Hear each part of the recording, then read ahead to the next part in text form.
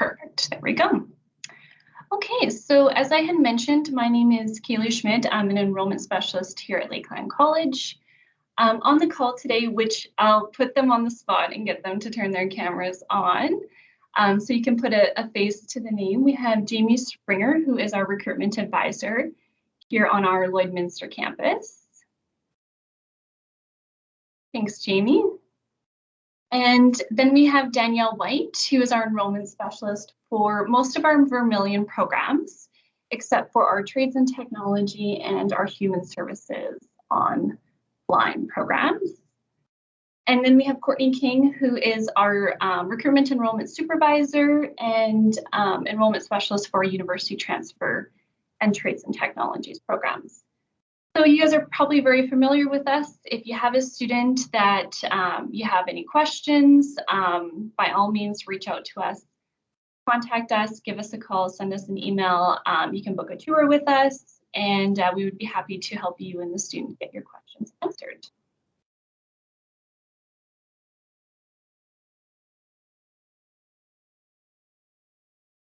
And also the hello email on the bottom of the slide there, that's a great resource.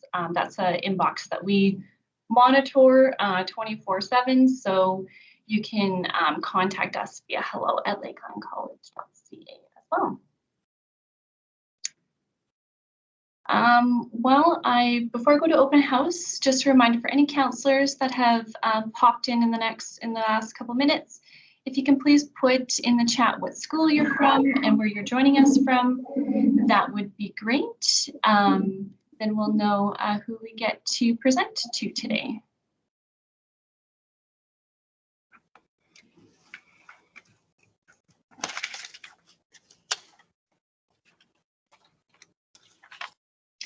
And just a reminder, we do have our open house coming up October 22nd and 23rd. We were hoping for a in-campus open house this year where students can come see our campuses, our labs, meet our instructors, see our students, see our classrooms. Unfortunately, as like everyone else within the past week, we've had to pivot that to a virtual event. So it is October 22nd and 23rd. Like we always do, we will be waiving our $90 application fee. So students can pay for free or apply for free from their house online. There will be a promo code on our website, which will waive the fee. Or if we do get the opportunity to have some on-campus tours and stuff like that, we will. But for right now, we are doing a virtual open house with virtual activities. Like I said, if we get the chance to do some in-person, we hope to do some campus tours in person, but we are planning for majority virtual. But students can still apply online for free from their house, from their school. There will be a promo code on our website.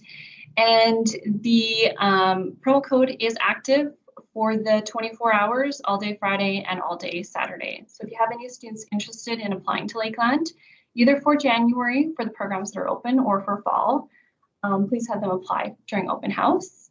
And just a reminder that our fall 2021 applications are open on October 1st. For higher demand programs, you can apply for October 1st, but for majority of our programs that don't wait list or stuff like that, applying during open house is completely fine, but October 1st students can apply. So it's up to the student if they want to apply then or wait until open house and apply for free. I think that is everything from myself. So we're going to start with Rochelle from our interior design department, and I'm going to stop my screen share and we will begin.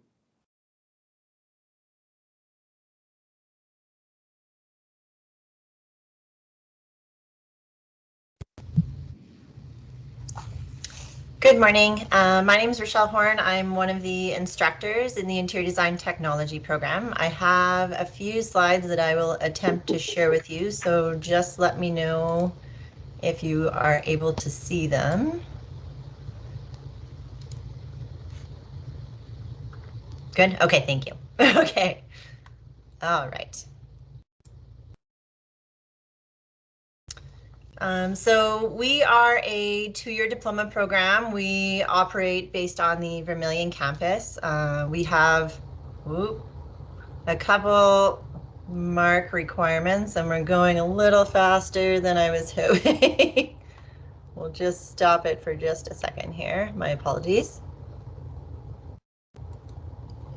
While Rochelle is fixing that, if anybody has any questions during our presenters, please feel free to put them in the chat or put your hand up.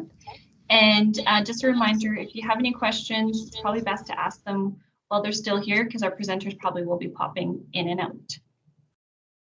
But please feel free to ask them any questions you have. Okay.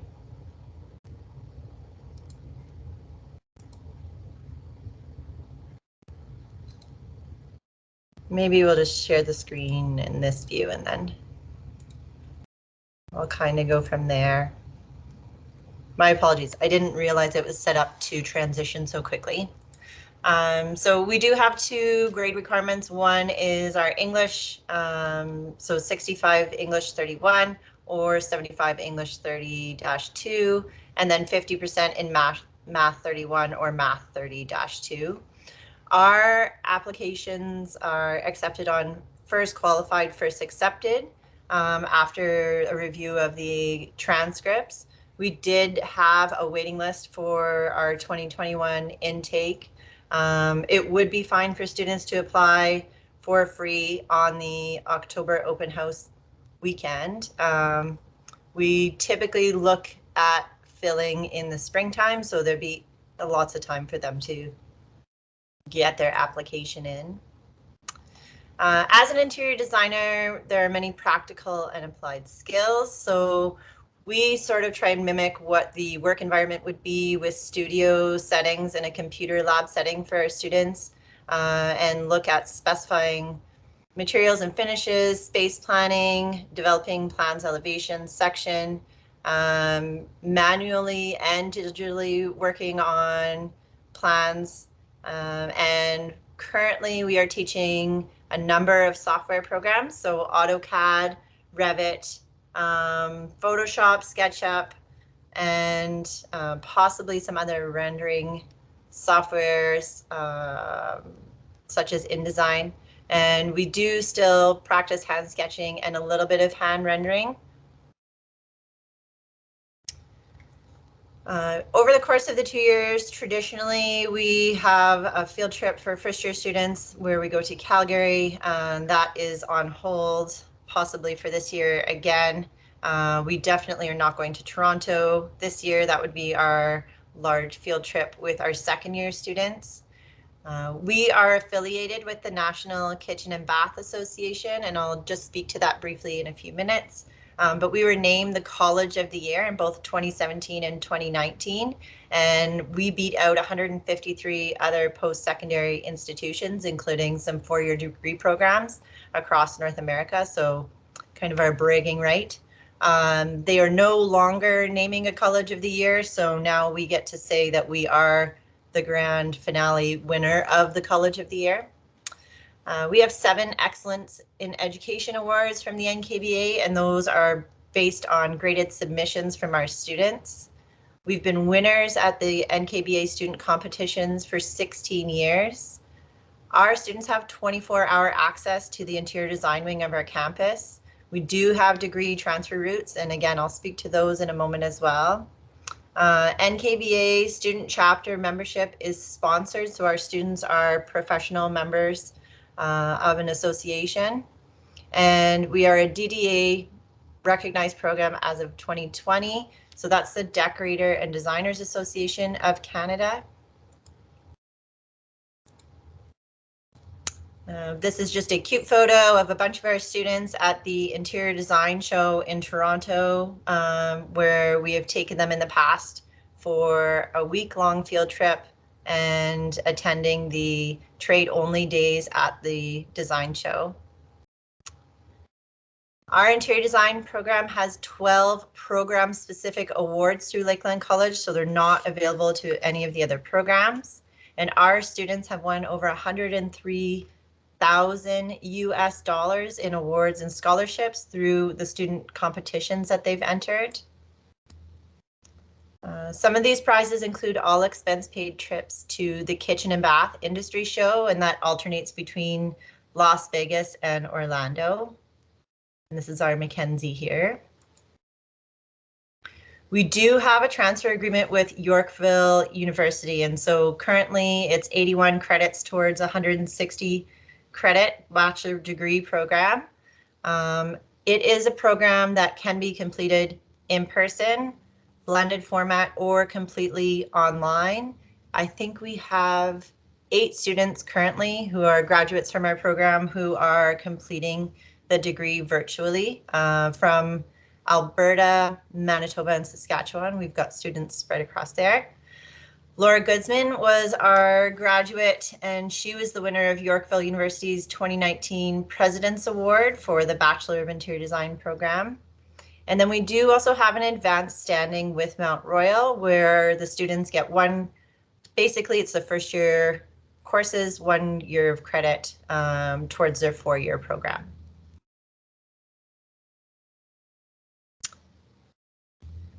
Our professional association relationships. So our students, because our program has been affiliated with the National Kitchen and Bath Association since 2000, we were the first Canadian institution who was accredited by them. We now have founder member program status. What that means is our students, we have our own student chapter that falls under the Prairie Province's umbrella. And our students are sponsored membership through an appliance company, and so there's no cost to them. The Decorator and Designers Association of Canada took it upon themselves to filter through the programs nationally, and they awarded us as being one of their recognized programs. So our students are eligible to be student members of their professional association as well. Both of them offer student memberships and member-only scholarship opportunities. So because of the new relationship with the DDA, we were able to provide a scholarship to a student already in this past spring. Both offer webinar and educational sessions for industry, for example, new products, trends, materials, business support, and marketing. Most of the sessions are free of charge for the members or at a reduced cost, so it kind of gives the students a bit of insight into industry right off the bat. And that was about it for my summary for this morning. Does anyone have any program specific questions? We do also have an 8-week practicum that I just realized is not noted on any of the slides, and definitely the past few years our students have gotten jobs from their practicum. Right now, I'm sure you're aware our industry is quite busy, and students are still telling me from the past couple of years that they're still getting multiple job offers just because the construction industry and design industry is so busy right now. It's very exciting. Okay.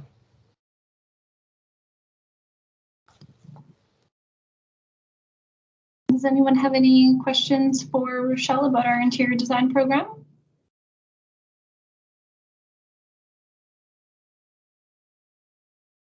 Okay, thank you. Okay. All right. Thank you very much. See ya. Bye. Next, we have Alan Mcmillan, our academic advisor for our agricultural sciences program. Thanks, Kaylee. Good morning and welcome everybody. I'll throw up the same type of thing and oh man, I hope I can figure this out.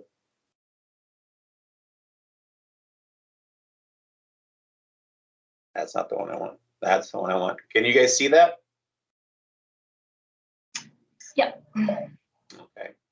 Okay, so welcome to the Ag Sciences. the biggest school on the Vermilion campus. We have a number of pathways that students can choose. For the first time this fall, we're offering a degree, the Bachelor of Agricultural Technology. It is not a direct entry program. We'll talk about that a little bit later. We do have a number of diplomas, which are our 2-year programs. Agribusiness, which has 3 different majors: marketing, crops, or livestock. We have animal health technology, animal science technology, which has 4 different majors: beef, dairy, equine, and livestock. And we also have our crop technology diploma.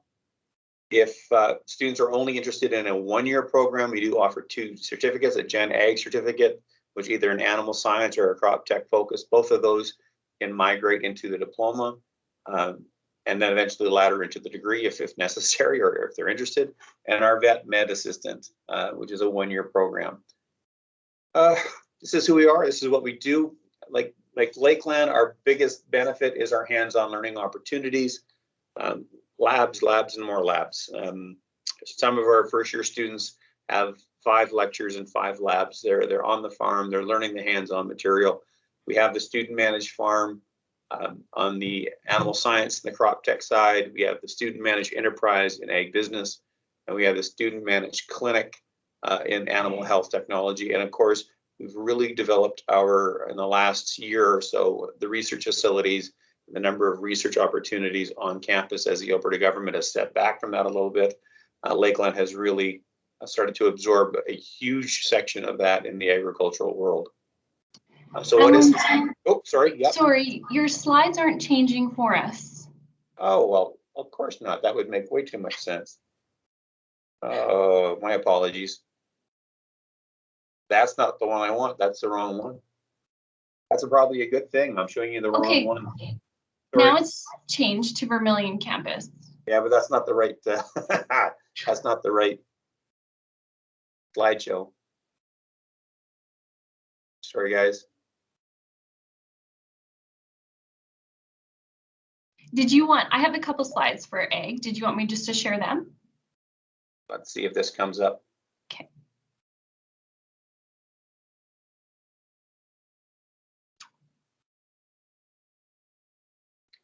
There we go. There. I make it bigger now. This is not how I've ever done this before.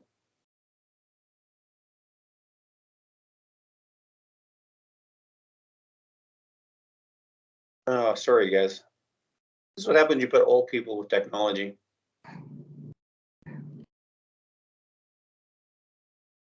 Why is this not getting any bigger, Kaylee?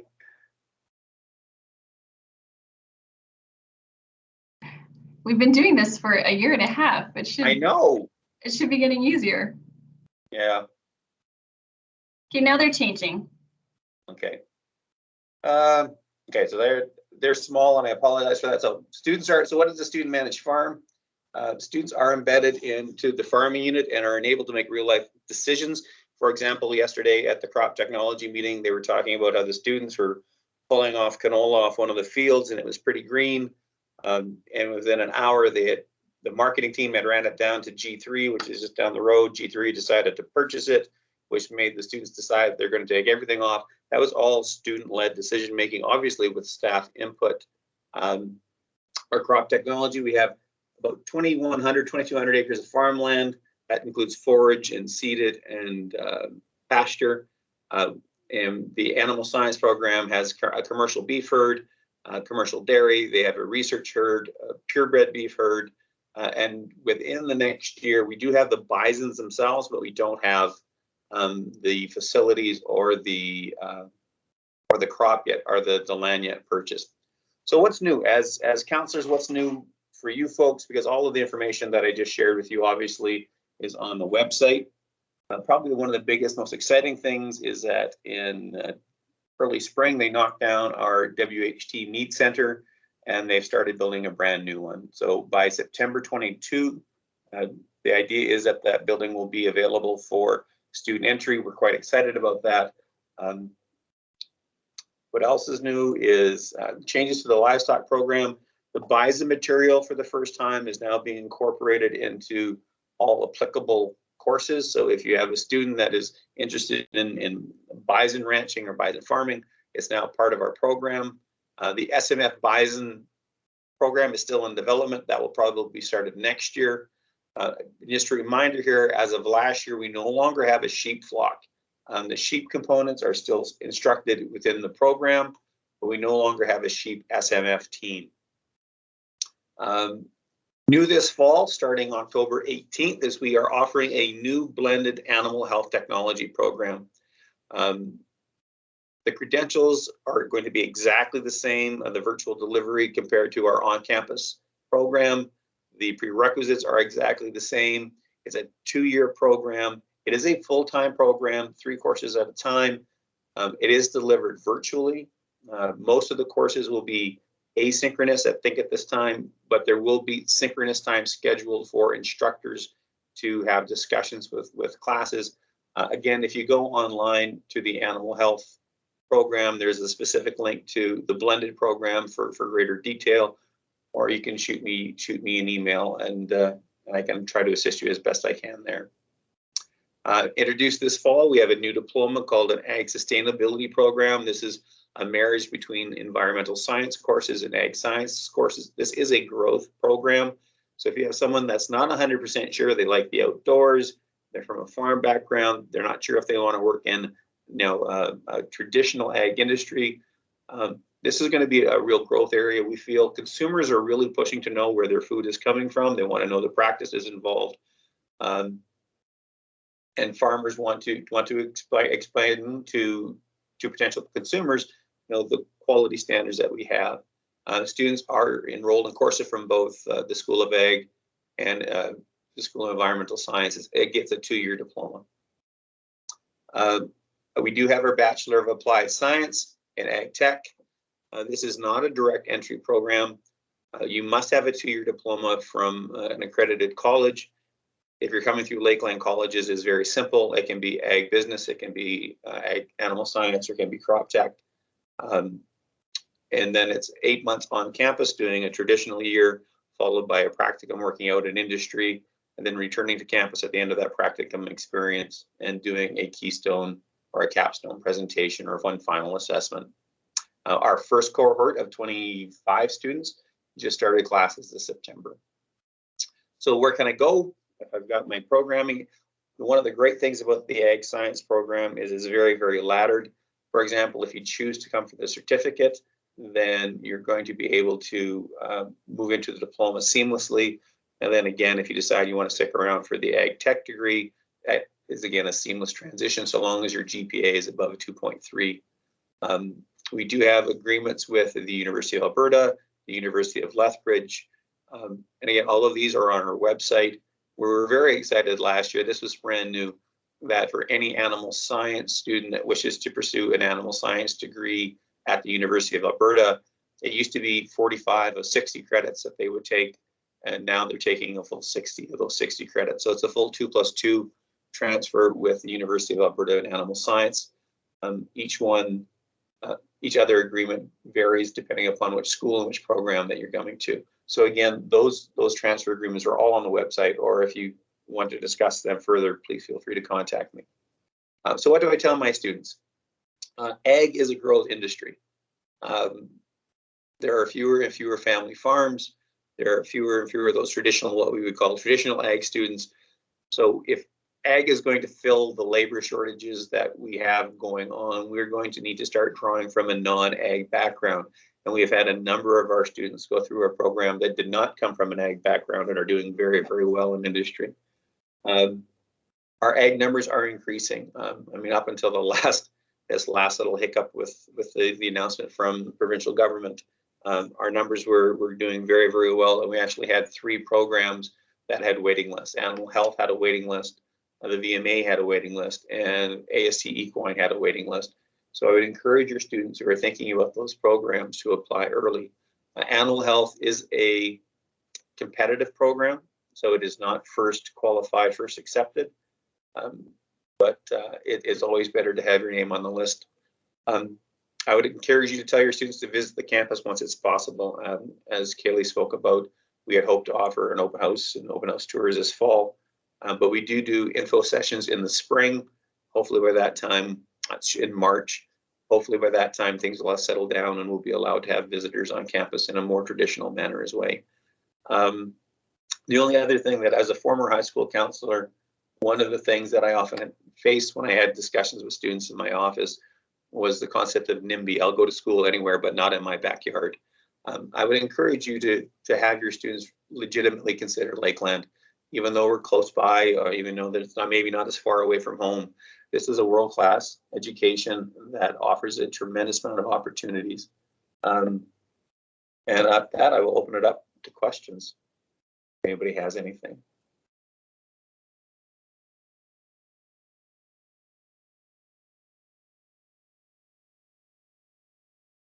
Okay, thanks. Thanks, Alan. Really appreciate your unique perspective from a former high school counselor. Next, we will have Peter Walsh from our Environmental Sciences Department. Good morning, Kaylee. How's our sound? Are we good? Yeah. Excellent. I appreciate Alan and Rochelle's challenges with technology. So we're going to simplify, and I am just going to present me and some of our updates. So it's going to be a without the modern technology. Yeah, thank you for the opportunity to present and update some of our material for the counselors out there. I think that our big news, Alan stole a little bit of our thunder there with the mentioning of the Sustainable Ag program. That's, as Alan mentioned, a very unique program where it is shared between environmental science and the ag science courses. And I think that has a chance to really be something that is a growth area, and we're pretty excited. There are a lot of synergies between the School of Agricultural Sciences and the School of Environmental Sciences. So I think this is headed in a very fortuitous direction, and we certainly see an upside for that. In environmental science, we have probably our biggest shift has been with the announcement of a new certificate and diploma. It's called Applied Environmental Science, and that's not to be confused with our Bachelor of Applied Science and Environmental Management. This AES is a 2-year diploma with what we feel is a stronger course sequencing than a program that has been set aside, and that was our Water Conservation Management diploma. The newer diploma has electives in the second year.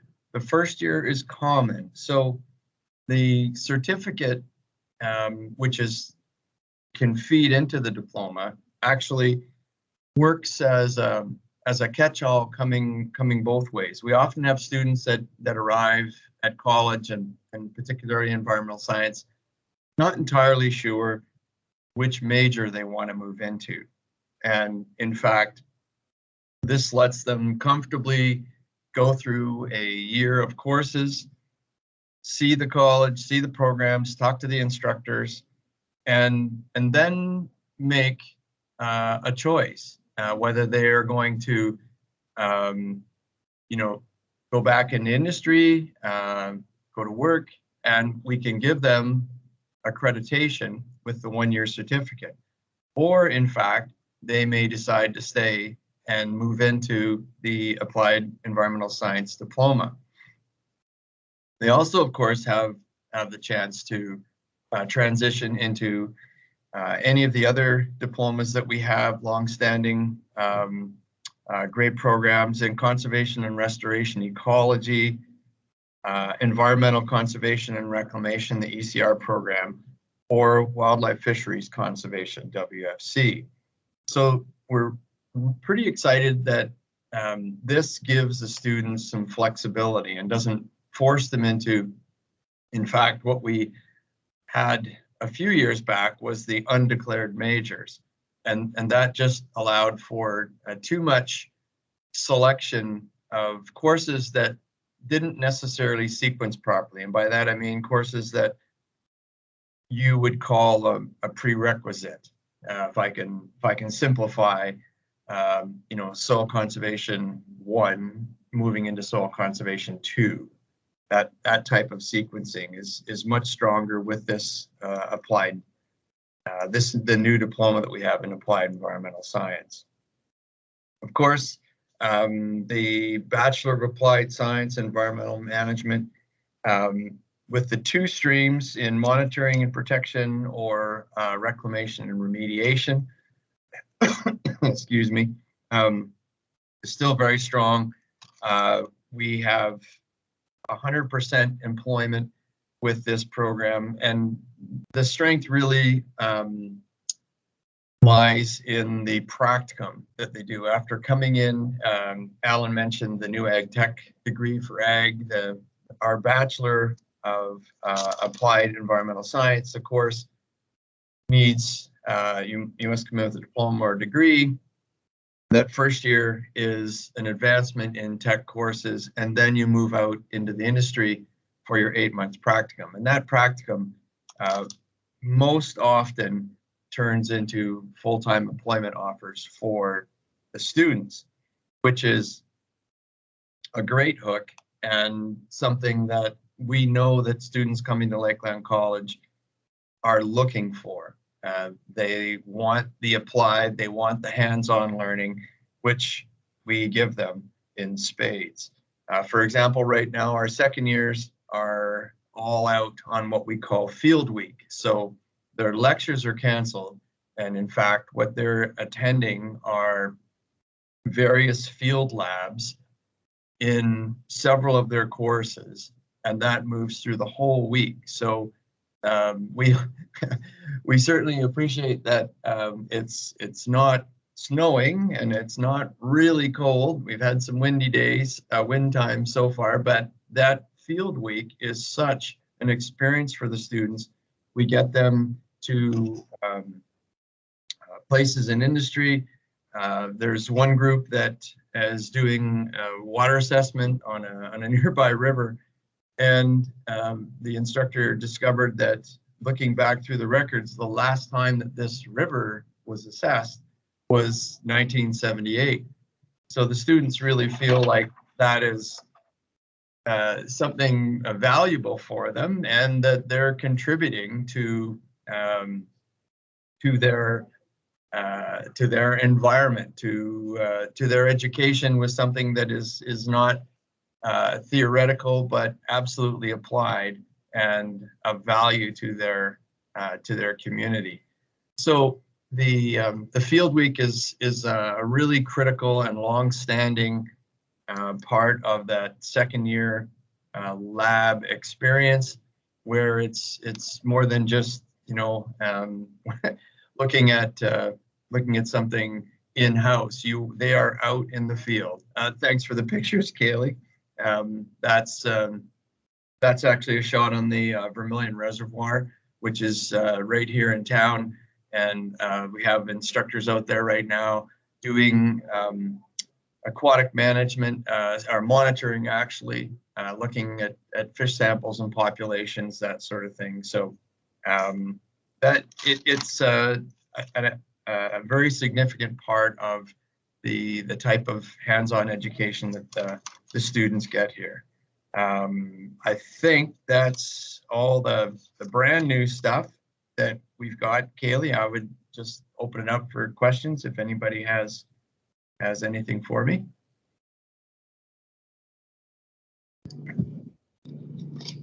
When technology's not on your side, Peter, I got your back. Well, yeah, thanks for bailing me out there. I said to James, I said, yeah, you know what? I don't know about slideshows. Let's just go with the rhetoric here and look for questions. Thanks, Peter. if there are any questions, Kaylee, you can let me know. I've got some other meetings to get to. Okay. Thank you. Thank you. Okay, next we have Terry Tindall, our academic advisor for our energy and petroleum programs. Terry, do you have slides or do you need me to keep sharing? I'm going to attempt as well.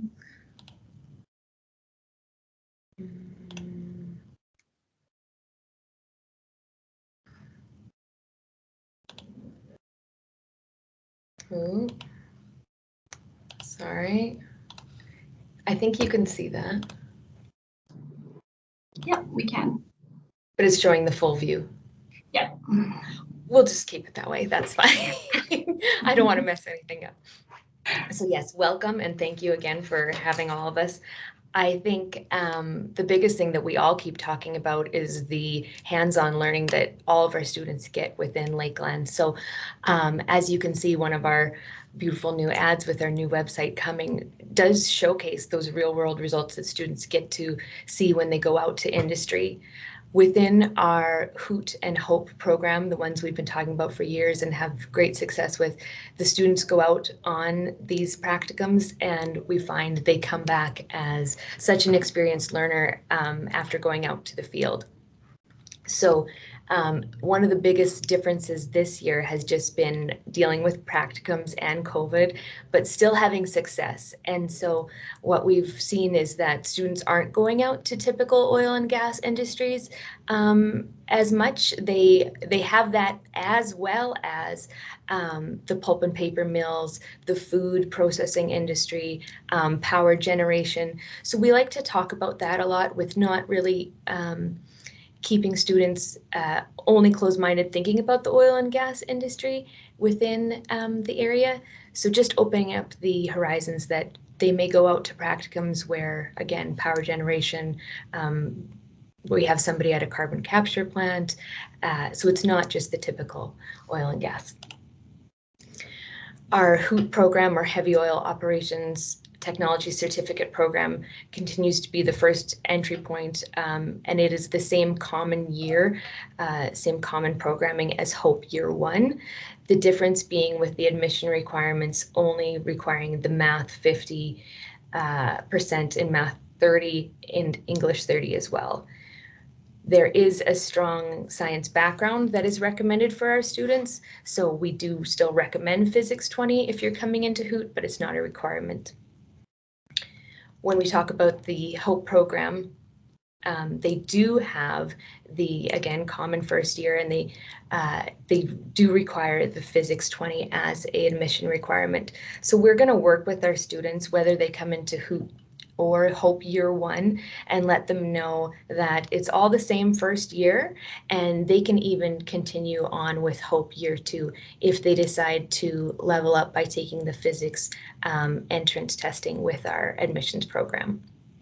Our admissions department, sorry. So we're always working with students to let them know that they don't need to exit after Hoot Year 1, they can continue on to Hope Year 2.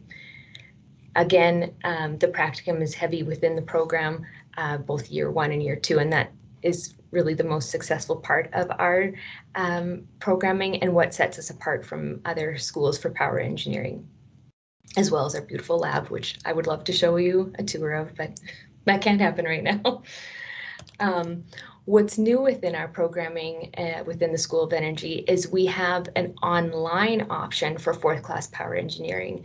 So this is for credit, and the student can be a working student.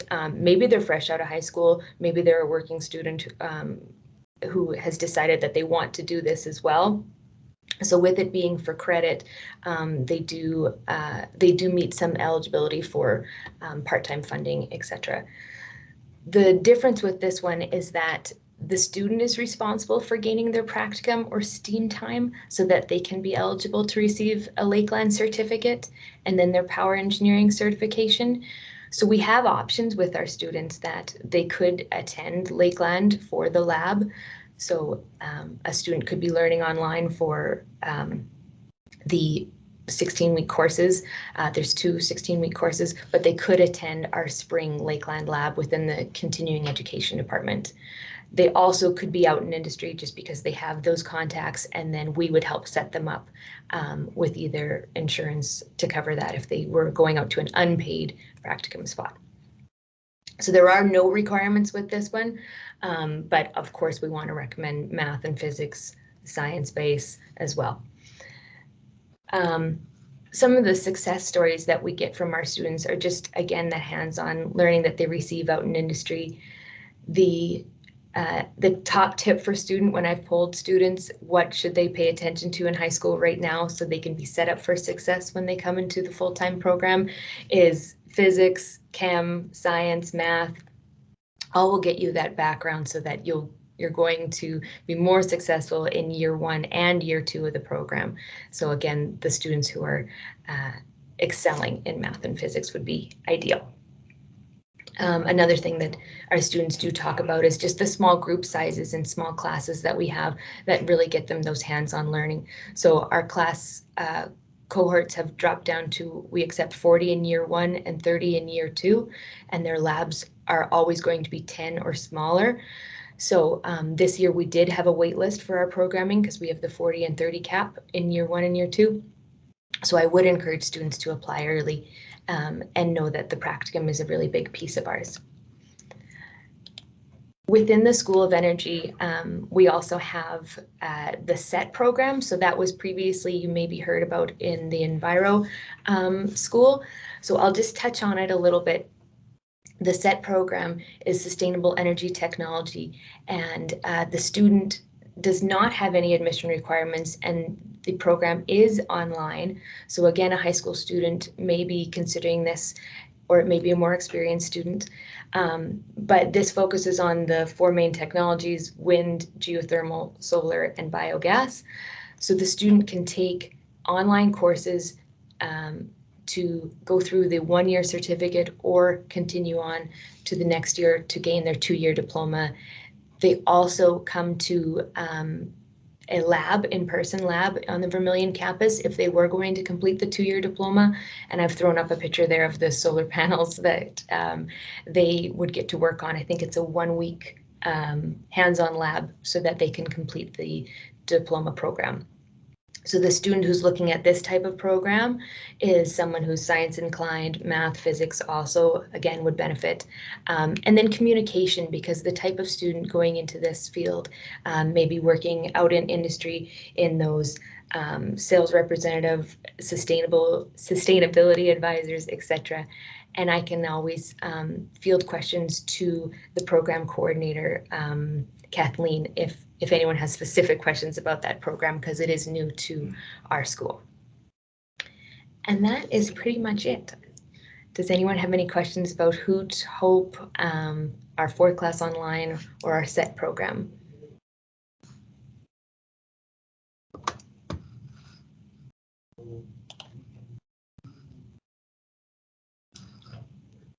Okay. Thanks, Terry. Thank you.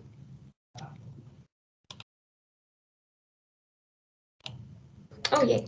I do have a question. So HOPE stands for Heavy Oil Power Engineering. So one of our requirements that we've seen from our advisory is that the heavy oil component has been a real key for our industry to say that they wanted the students to have that built into their learning. So we not only do power engineering, but we also do heavy oil, and that sets us apart from NATE, SATE, etc., because they would have just the straight power engineering programming, and we layer on that industry required and wanted heavy oil component.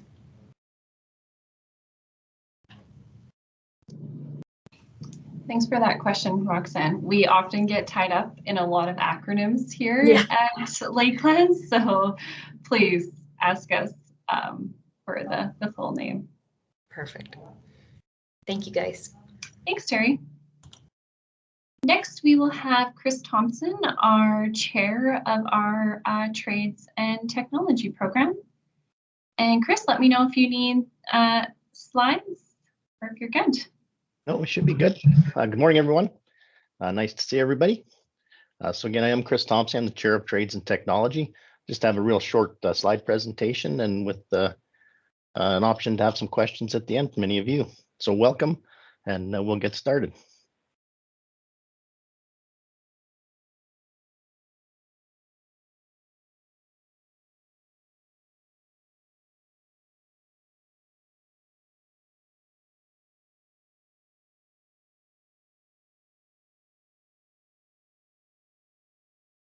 Everyone can see our first slide presentation, just Trades and Technology. Yeah. Kaylee? Excellent, thank you.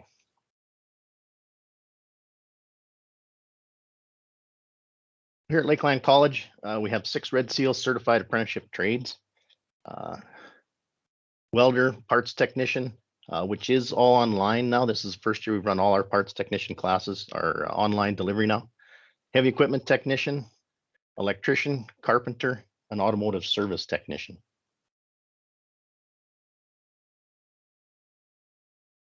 In order to enter any of the trades, you need to be indentured by a journey person, and then you can begin your training as an apprentice. Our shops are state of the art. This is a quick picture of part of our heavy equipment technician lab, anywhere from trucks to off-road equipment.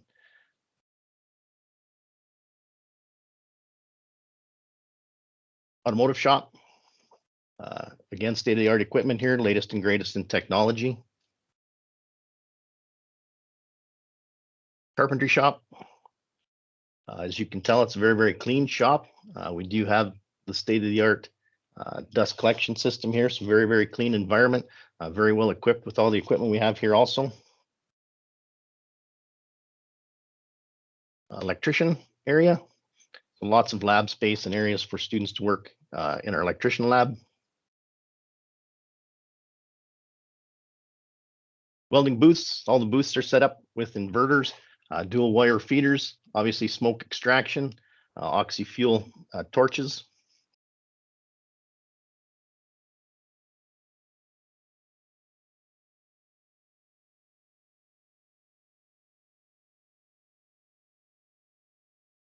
We do offer truck driver training out of our Lloydminster area.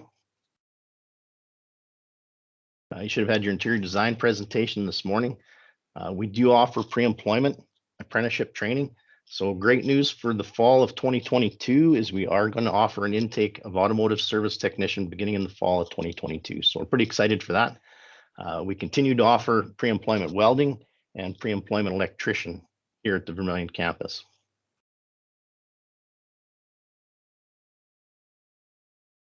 Our truck driver training, we are certified both in Saskatchewan and Alberta for basically the MELT program. We do class 3, and that would also include, of course, air brake endorsement.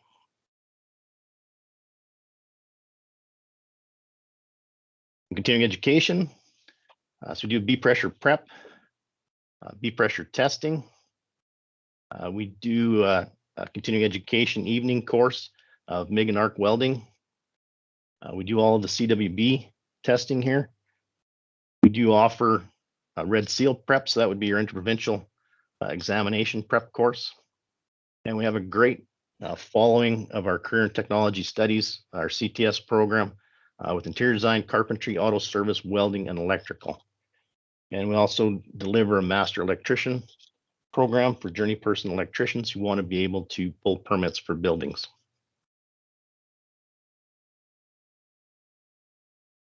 A few different links here. If you do have some questions, by all means, you can reach out to me. You can also access the Trade Secret website for Alberta if you want to see any of the requirements for any of the trades that we offer. And then, of course, you've probably heard of the skills competition that hopefully will go this spring.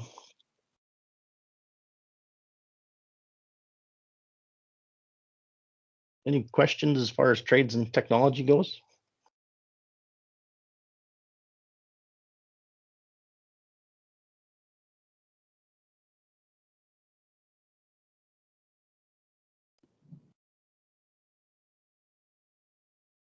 Chris, would you maybe explain kind of the apprenticeship process to the counselors in case they're unfamiliar with how that process works? Okay, in order to begin an apprenticeship, and there's a variety of apprenticeships out there, you need to get hired by a journey person. And what you do is you enter into a three-way contract with not only the journey person, the now becoming apprentice, and also with the apprenticeship board of Alberta. And through that contract, you go through a different series of learning events. Each trade, if you look it up on Trade Secrets, will give you what is required for those trades. We'll also give you the base requirements to get into the trade, and the recommended requirements as far as educational requirements are all there for you to see. Automotive service technician is a 4-period technical training of 8 weeks here at the college, and then the rest of your year is out working in the workforce with your employer and your journey person. Electrician is a little bit different. Electrician, the first 3 years are 8 weeks of technical training, with your 4th period of electrical training being a 12-week period. Our other trades are all 4 periods. Sorry, that's incorrect. They are 4 periods except for welder. Welder is a 3-year apprenticeship program.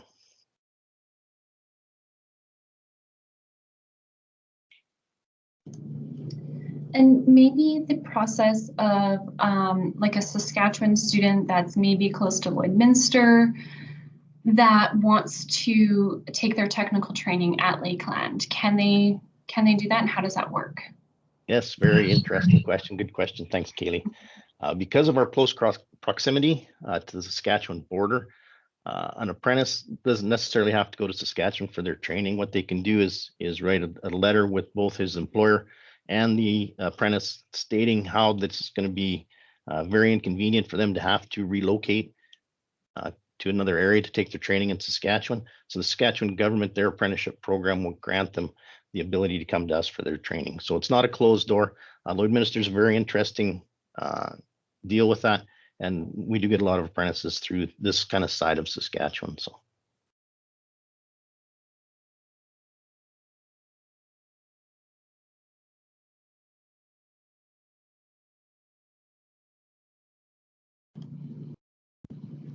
Okay, was there any other questions for Chris about trades and technology?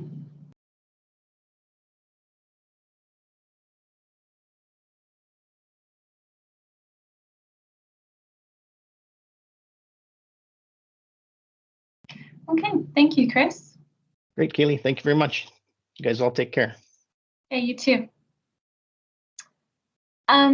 Quickly before the break, I just wanted to mention we've seen a few of our academic advisors this morning, like Alan from Aide, Terry, and then mostly Kelsey from University Transfer, and Brandy from Business. The role of the academic advisors are really to support students, making sure they're in the right classes, making sure they have the right prerequisites, and making sure transfer credits, stuff like that, especially for university transfer. And I think it's pretty unique to Lakeland to have that extra service for students. Alan and Terry, if I missed anything, please hop in. But I just want to point out our academic advisors that we have here, especially for university transfer. Kelsey, which we'll hear from later, making sure that those classes are transferring to a university and that they're in the right classes. Alan and Terry, if I missed anything, please hop in, but I just want to point out our role of academic advisors. The only thing I would add here is that we're also a source for other resources on campus. So if students need access to the accessibility advisor or mental health supports, or rather than your student having to navigate Lakeland on their own, it's a one-stop shop. I mean, I'm certainly not a counselor, and I wouldn't want anybody talking to me about those kinds of things because I'm not trained to do that, but I can certainly push or encourage folks to go in the direction, because Lakeland does offer a tremendous amount of supports to our students along the way, whether that's academically or emotionally or mental health. And I see that as part of my role, definitely in ag as well.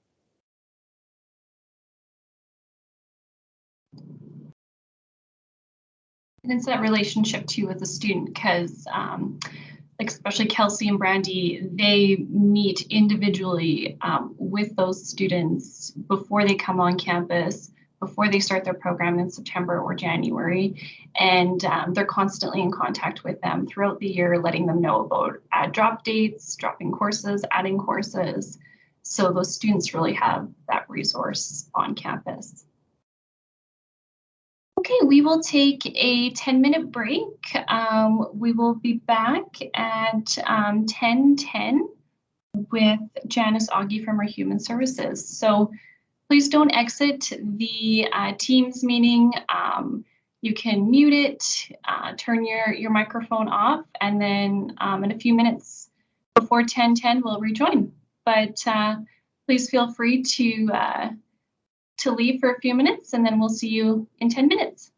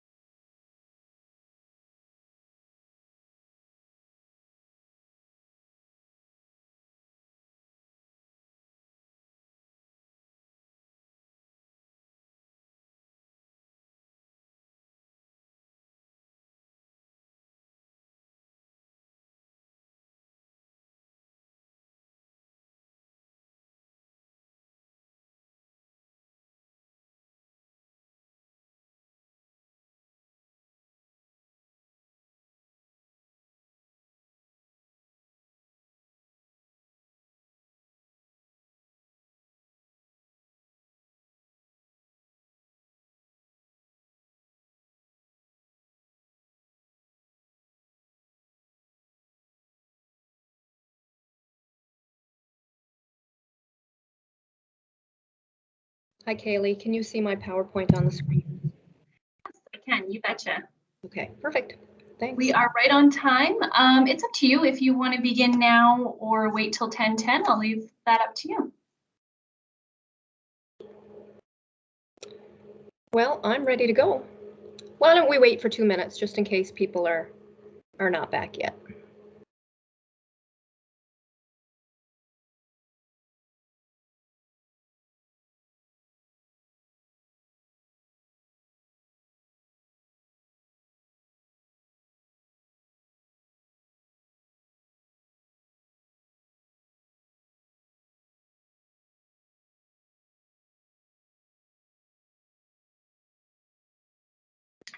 Just a reminder to our counselors, I see Jamie put it in the chat at the beginning, but maybe we'll get her to throw it in the chat now since it's a little bit further down. She will be sending out an email if you would like a virtual or an in-person presentation from Lakeland.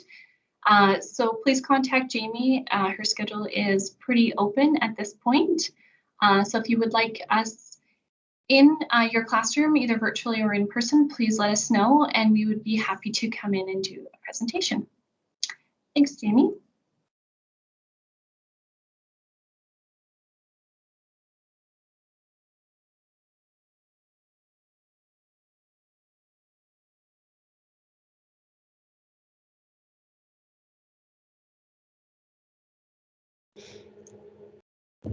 Alrighty, I guess we'll get started if that's okay, Kaylee.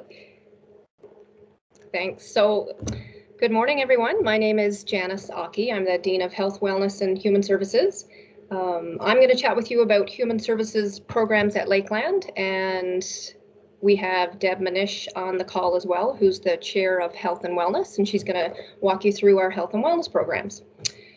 So, human services, we have programs on the Vermilion campus, we have programming online, and we have programming in Edmonton at the Alberta School for the Deaf. So on the Vermilion campus, we offer the Educational Assistant Certificate, Early Learning and Childcare Certificate and Diploma, Child and Youth Care Diploma. Those are the programs that happen here in Vermilion. All of those programs are actually available online as well in full-time or part-time status. Most students in our online program choose to take a part-time route. Most of our online students are working in the field, and this gives them an opportunity to continue their work and earn their certificate or diploma at the same time. This semester, we've seen the highest enrollment ever in our online programming and have about 600 students in active in online programming. We had over 1,000 course registrations this semester. And hope to see that grow in the winter.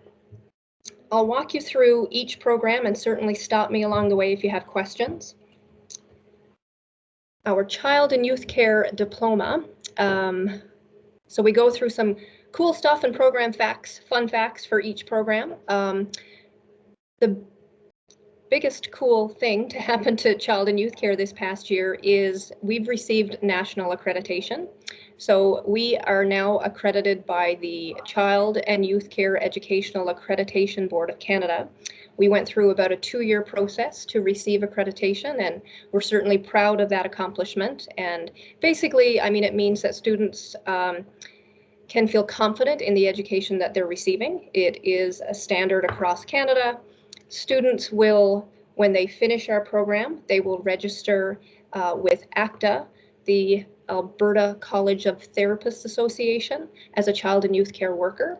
And us being accredited certainly helped the fact that students can register through ACTA when they complete their program. 4 opportunities for practicum in the 2-year program. So in human services, we're fortunate to have practicums in all of our programs. So at the end of each semester, students have an opportunity to be placed with an agency, and having an opportunity for 4 different placements gives students that some choice and a chance to understand the career path and really figure out what type of workforce they want to work in. We have partnerships with degree programs with Mcmillan and the University of Victoria. Many students go on to McEwen in Edmonton to complete their degree after they graduate with their diploma through us. Our early learning and childcare program is, I guess, one thing that's some people don't understand is students register in the certificate and graduate from the certificate first, and then they register in the diploma and complete the second year. We don't currently have an option for students to register in the 2-year diploma up front.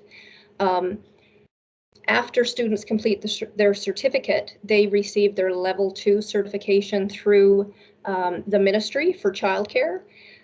If students complete a course in an early learning and childcare program, they can receive their level 1.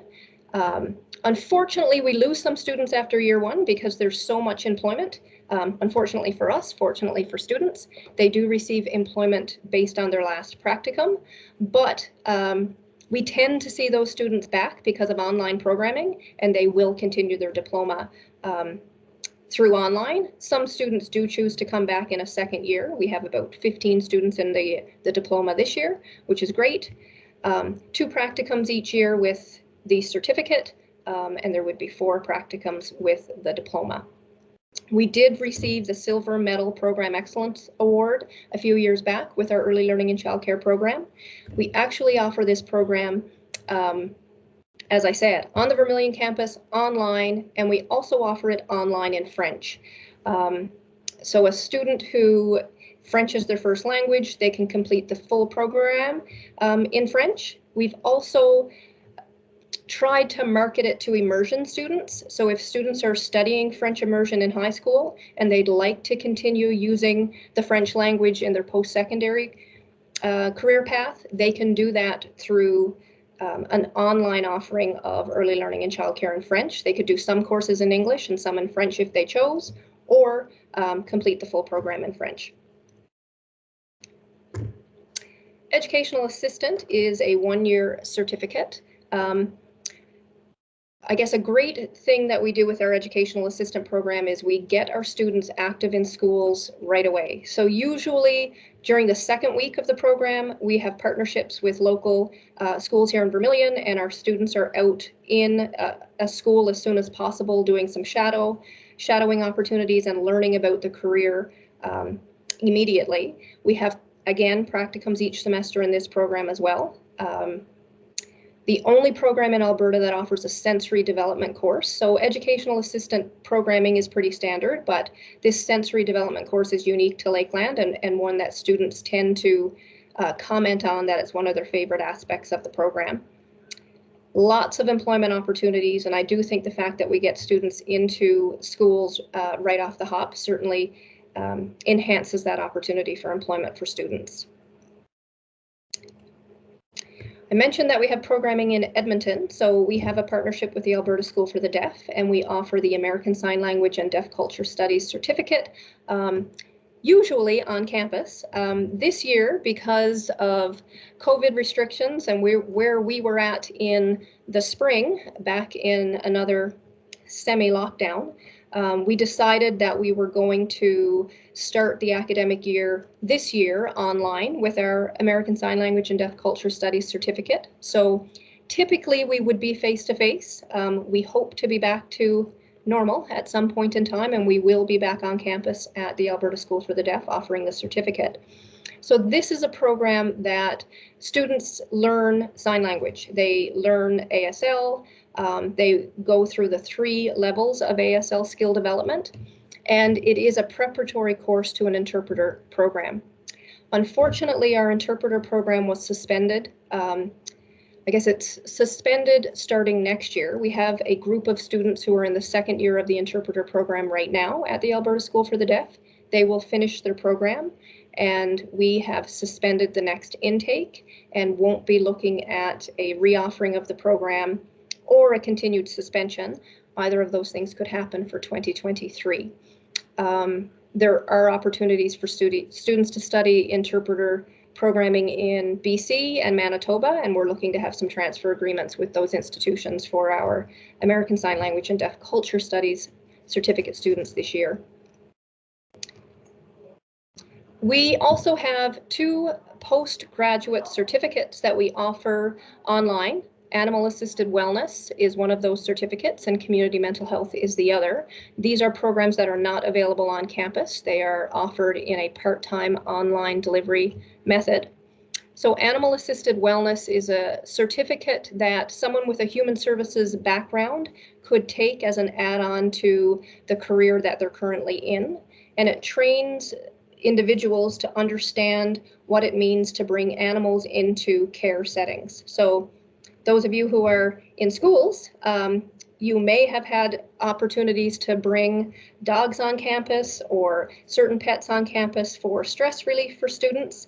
That happens here at Lakeland and happens in many different types of work environments.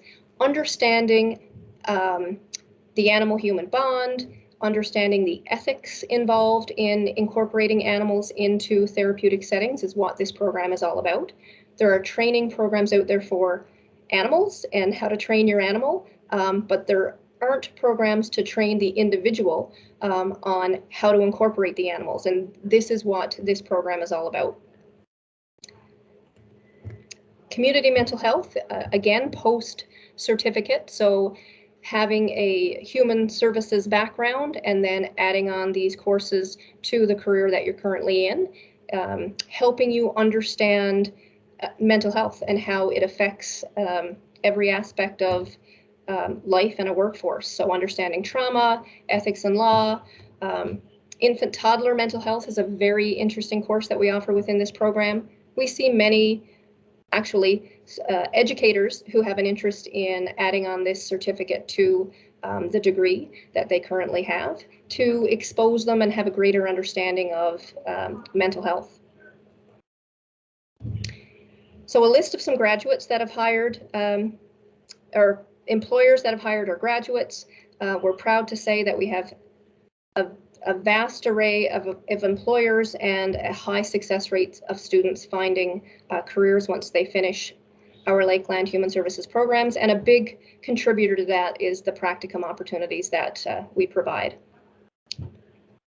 I did want to have an opportunity to talk a little bit about dual credit. Dual credit is a program that is under my portfolio. It's a little bit of a passion area of mine. We've been offering dual credit programming since 2011. So for about 10 years, we've been partnered with East Central Alberta Catholic Schools on our delivery for dual credit. So here's a list of some courses that we're offering currently. We actually have courses starting today and courses starting again next month. And then again in the second semester in February, we'll offer this slate of courses again. So students enroll. This year we've tried something a little different. There have been partnerships where we would do a cost sharing approach with partnering divisions. This year we are having partner school divisions who are interested in having their students involved in dual credit register their students as non-primary students with the School of Hope, and there will be no cost to the student or the partnering school to participate. The School of Hope will bear the cost of the instructors, and Lakeland sees this as an opportunity to get students interested in programs and hopefully at some point in time choose to come to Lakeland to complete their program. So because we have this new model, there is a maximum of 2 distance education dual credit courses that students could enroll in per year as a non-primary student out of division. We have courses that run, as I say, in the fall semester and the winter semester, so the student would be limited to 2 courses throughout the year, but generally speaking, my experience with dual credit students is that would be the maximum that they would take anyway. There's no costs. The School of Hope will provide textbooks. Because we've been offering this program for 10 years, many divisions who've participated have purchased textbooks for students, and we would certainly encourage them to continue to use those as they go forward. But if there is a need for books, the School of Hope would be providing that for students. And that's my spiel for human services and dual credit. And I'm 2 minutes over time, but I'll certainly take some questions. And I think I just saw one, but now Janice, the question was from Shar. May a Sask student take dual credit? So there are opportunities for Saskatchewan students for dual credit outside of the dual credit program that I'm involved in. I know our business department and our university transfer department has some dual credit opportunities on the Lloydminster campus. In health and wellness, we've partnered with Lloydminster. Oh gosh, I always forget if it's public or Catholic school division, but one of those divisions, I think it's public, is taking our Introduction to Aesthetics dual credit course this semester. But I do know that the business and UT department, I don't know if they've presented yet, but you could certainly ask when they present about dual credit opportunities within those departments.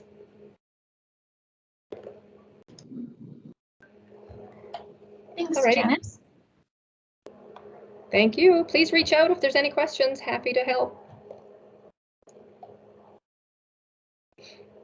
Thank you. Now we will have Deb Minish, the chair of our Health and Wellness Department. Good morning. I'm Deb Minish, and as Kaylee just said, the chair of Health and Wellness. And so I have a little presentation here to go over with you. Let me just pull it up.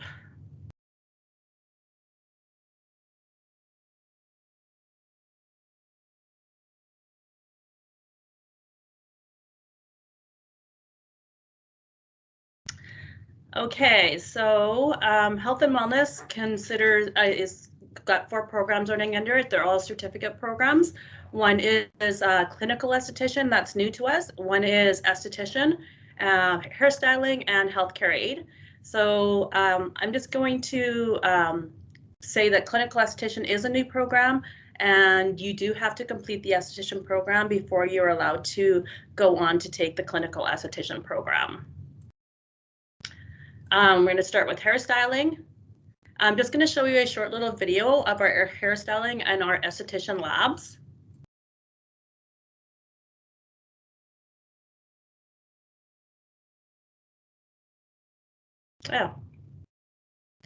Oh, maybe I'm not. It's working. Oh, it's working? Yeah. It's not working for me for some reason. I don't know when it's going to end. We can hear it and see it.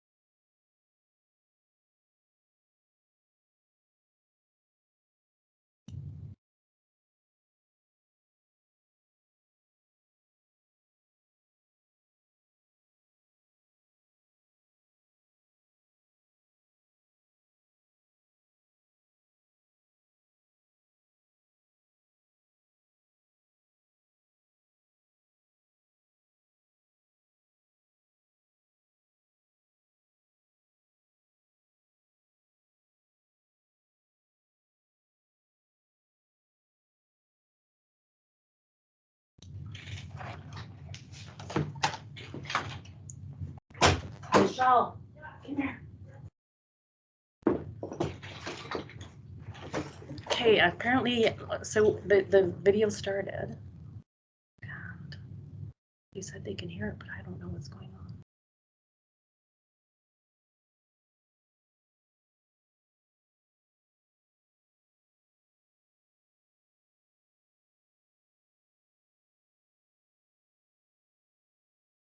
It's still going perfect. How do we know? Okay. So how do I get back to my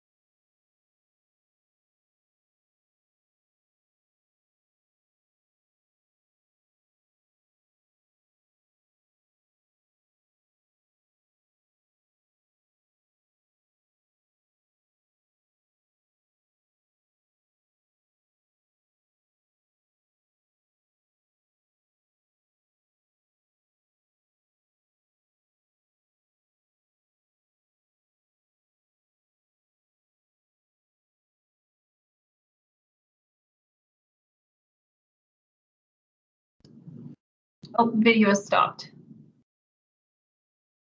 Oh, and you're mute, Deb. But we can see your slides. Okay, thank you. I don't know what happened there, little technical difficulty. Okay, so for hairstyling, it's a full-time program. It's 1,400 hours as mandated by the government or AIT. So the students come to school for 10 months, 35 hours a week, 7 hours a day. They do a lot of hands-on and classwork, and we also run our practicum in the school. Last year during COVID, of course, that wasn't possible, so we did get them into salons really quickly, and that worked out really well. Can you guys see? Because it's telling me you can't see. I can, yeah. Okay, it's not letting me even move on here, so just let me see if I can.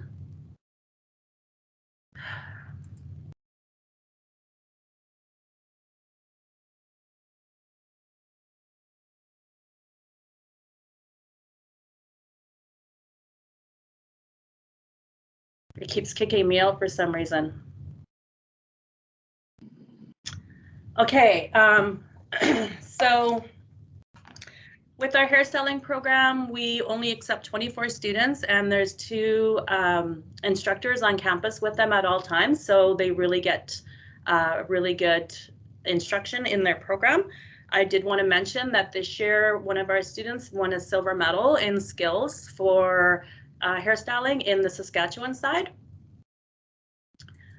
Your training covers cutting and barbering, styling, coloring, texturizing, straightening, smoothing, relaxing, wave, extensions, makeup, facial hair removal, and of course we do a big business project on that as well. We've had really good luck with our hairstyling program and really good feedback and really good hiring and success rate with that. For esthetician, just gonna move past the video here. We're going to promote wellness as an important part of healthcare. We specialize in skin treatments and anti-aging and stress issues.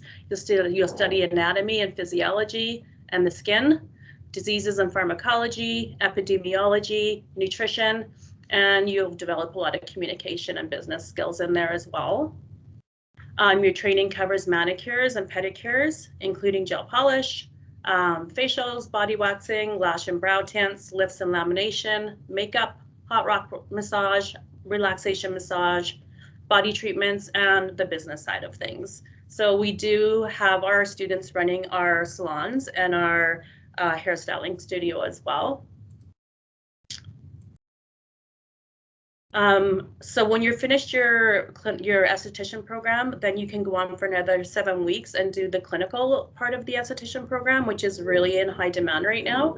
So in the clinical, you're including another 7 weeks, and so it's kind of a 3rd semester. You'll work with the laser machine, and your training covers anatomy, skin diseases, facials, laser technology, chemical peels, microdermabrasion, microneedling, and dermaplaning. So it's definitely a lot more of a medical type of field, and not so fluffy, I should call it, maybe. It's not the greatest word, but a little more pain involved in this.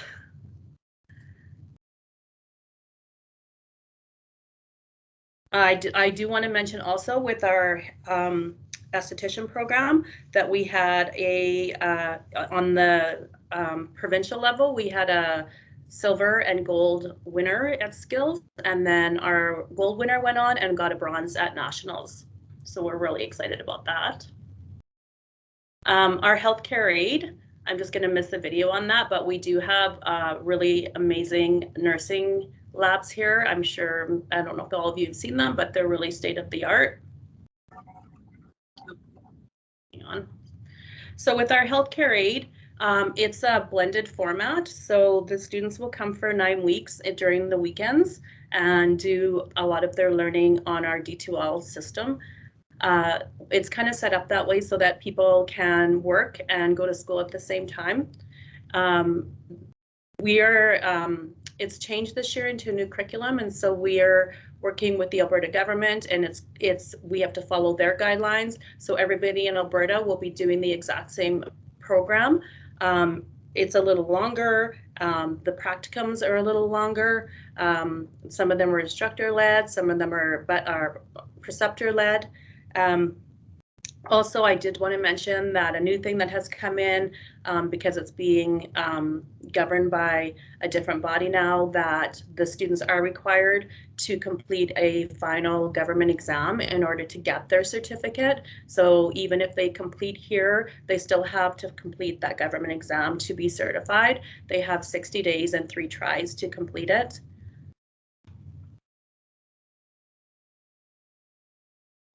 The training covers healthcare roles and responsibilities, human body, health and chronic illness, communication and documentation in the healthcare environment, providing person-centered care and comfort, meeting complex care needs, special activities for clients and various health conditions. And as you can imagine, right now it's in really high demand, and our students get out there in their first practicum and are usually hired right away. So it's you know, more of a demand than supply at this point. Our clinical placements, there's a 320 hours of total hours spent in there. 2 of them are right after Christmas, and then the other ones are right after they're done their program. So they'll have the opportunity to work in a variety of healthcare settings, such as home care, supportive living, senior lodges, long-term care facilities, continuing or acute care, and group homes. And so we ask the students when they get there where they would prefer to be placed, and we try to be accommodating with that. But now that's a lot of it is instructor-led, we have to do it in groups of 8. So we have to be aware of that too.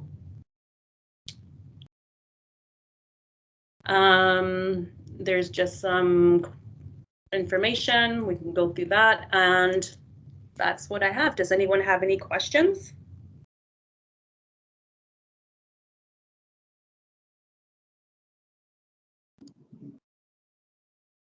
Okay, thanks, Deb. Sorry about all your troubles with technology, but we made it through. It was perfect, but then, of course.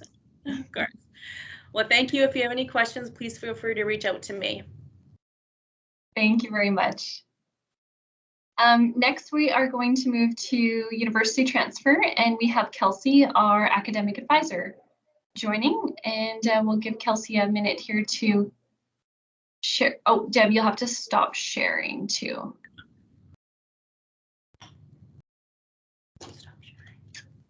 Should be in the top right-hand corner. It's like a little box with an arrow, a little white box with an arrow. Yeah, you're good. It's done.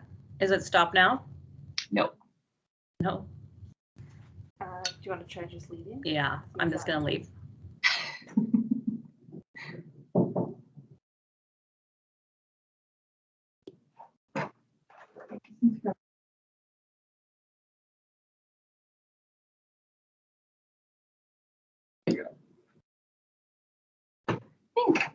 Floor is yours, Kelsey.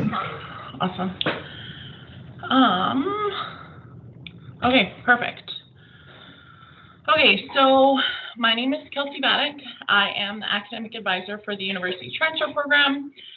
I meet with all the students individually, so they do get one-on-one academic advising.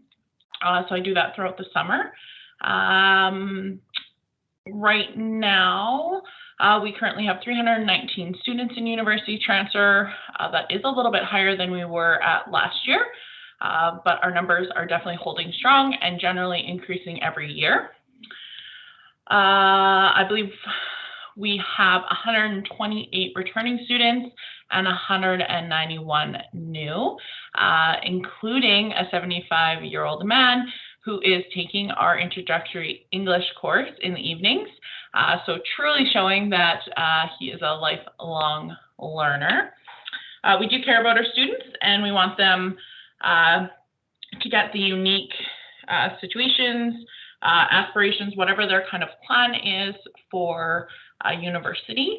So we do, like I said, meet with them one-on-one. Our professors are super friendly. And it's really just a really good stepping stone for students who are looking to or maybe not quite ready to move on to a bigger university. Janice did talk a little bit about it, but we do have dual credit. Generally, it used to be an agreement with Lloyd Comp and Holy Rosary here in Lloydminster, but now it is Saskatchewan-wide. So students can get dual credit for psychology and sociology.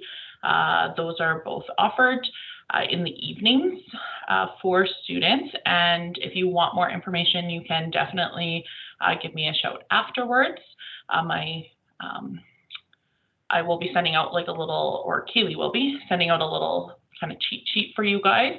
And then that starts in January. They really just need to have had English 30A for my Saskatchewan students and be working on English 30B. And then brand new this year as well, we do have CRE approved as another opportunity. So that is a full year course. So students would need to start that here in September and continue that through September all the way to April. Again, we're just looking for them to be registered in English for both semesters, English 30. If they have CRE 20, that's more beneficial because then they will actually get the dual credit from the Sask ministry. Otherwise, they would just get credit from us if they want to come in without any CRE 10-20. So our most popular route links are generally within Alberta and Saskatchewan. So this is just for the University of Alberta, just the different ones that we go to. Just a few reminders, and this chart is up in the kind of cheat sheet that I will provide with you guys. So medical lab science is generally just a one-year program, but with just how our sequencing is in our courses, with the addition of them wanting biology 207 as well, students do need to take 2 years to complete it if they're starting that program with us. I think in the long run, it's probably more beneficial anyway. It's a really intense program, so this just gives them a little bit more time to really make sure that their GPA is high enough for them to get into that program. For U of A dentistry and pharmacy, they've added a human physiology course. We do have an anatomy and physiology course, but it is not equivalent at the U of A. So students generally only stay 1 year with us now for both of those programs. So one of their 2 years of the 60 pre-professional requirements. I did have a student take it last year online. So they took the anatomy and physiology course through the University of Alberta online, and he did successfully get into the pharmacy program this year. So that's really good. And I actually have a dentistry student starting it this year as well. So if students do really want to stay the 2 years, as long as they understand that they would need to take that course online, they definitely could. Brand new this year, U of A Nutrition is finally a transfer route for us. Generally, we only went to USask. They have got rid of the Nutrition Food Science course, which we never had the equivalent to. And so now students can do the 30 credits of pre-professional work with us. Kelsey. So this is the rest of the Alberta links. So there is Mcmillan and U of C. So with more and more students wanting to go to Mcmillan, I have definitely opened it up, and arts and science are now definitely an option for students. Generally, we were really just going there for commerce or social work. And then for sure, brand new this year for Calgary is a lot more routes for them as well, which is awesome. And that really comes from the brand new collaboration that we have with the University of Calgary's Workland Education, where students can do 57 credits of the community-based program with us. There are some majors that students would have to do some supplemental courses through another institution like Athabasca, but there are some where they can just take all 57 credits through us. So the rest of the time that they spend is online with the University of Calgary, so the rest of like those semesters, besides the 2 weeks that they need to be in person in June. It can be an after degree program, so students can do like a Bachelor of General Studies through Athabasca, which I have a few students doing, or it can be like a 2+2. So they do like the 2 years kind of with us, and then they do 2 years with Calgary. I have a couple of students doing more of like a 1+3. So they've done 1 year with us last year, and now they're going to do a combination for the next couple of years with us and Calgary. And then their last year is fully with Calgary. And then as well as if they're really on the ball, they could essentially do all 4 years as a combination. So taking a semester with us and then a semester with Calgary through the full 4 years. That is the community-based one, so they can essentially do 2 years with us. So again, because of that, more of our classes were considered specified credit, all the work that the education program did for us. So arts, science, and education in itself is now available through the University of Calgary. If they are doing the on-campus education program through Calgary, we can make it work for 2 years, but it's honestly kind of better if students transfer after 1. It just kind of works out a little bit better with the sequencing and all that kind of stuff. That's essentially it for those two. So moving on to Saskatchewan, nothing is super changed with Saskatchewan. So just a few reminders, USask education is still only 1 year, so students do have to transfer after 1 year. They just don't have a lot of flexibility with their course sequencing and stuff like that, so it's just better if they just go after the first. For secondary education, it's a little bit limited with the options, like pretty much have to do social studies as one of their teaching areas if they want to do a full 10 classes. Otherwise, they're kind of looking at 8 or 9. So they still definitely can transfer. They just need to make up a couple of courses when they do.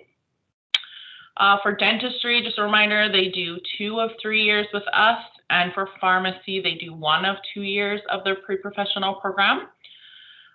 For U of R social work, it's only 1 year. If students want to get into the actual social work degree after their 1 year, they do need to take Indigenous 100 and Social Work 100 online. That's something that they should kind of start looking into at the end of their grade 12 year, or kind of in kind of the end, that last kind of semester. So that is something. Otherwise, what they're doing is pre-social work with us. They're taking 10 classes or however many they want, and then transferring and continuing the pre-social work program in their year 2. They can still essentially be done in 4 years. It's just the sequencing is generally a little bit more off with that one. So something to kind of keep in mind is that CASPER, so the computer-based assessment for sampling personal characteristics, is becoming more well used for students getting into certain programs. So I haven't looked a ton. Last year, the nursing program at USask used it. U of A education programs are using it. And again, I haven't had a chance to look at everywhere else, but I think it's going to become more and more popular. It's essentially a situational judgment test, and it involves a series of video or text-based scenarios and asks test takers what they would do and why they would do it. So it's looking at communication, collaboration, equity, professionalism, problem solving, empathy, motivation, and ethics. And there's no real wrong answers. U of A Education has a great kind of link up on their website, and I know nursing did as well, with more information about it. But just something for students to kind of be aware of, that that's going to start becoming.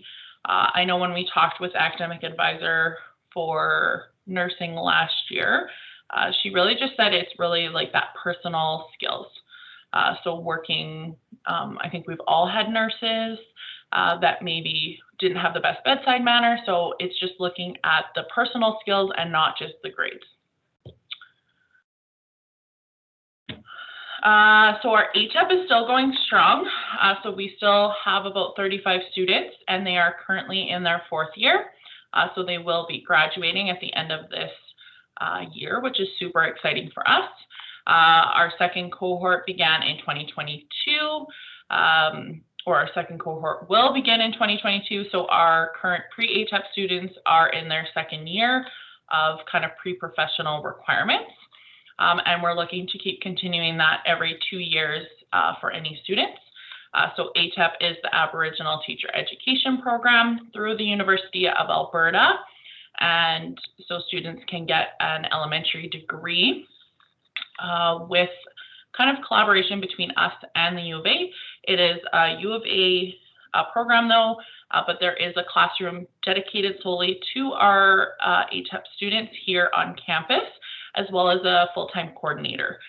So that is Todd this year, and we do have about a handful of students that do come every day to do their classes online with him, which is kind of neat.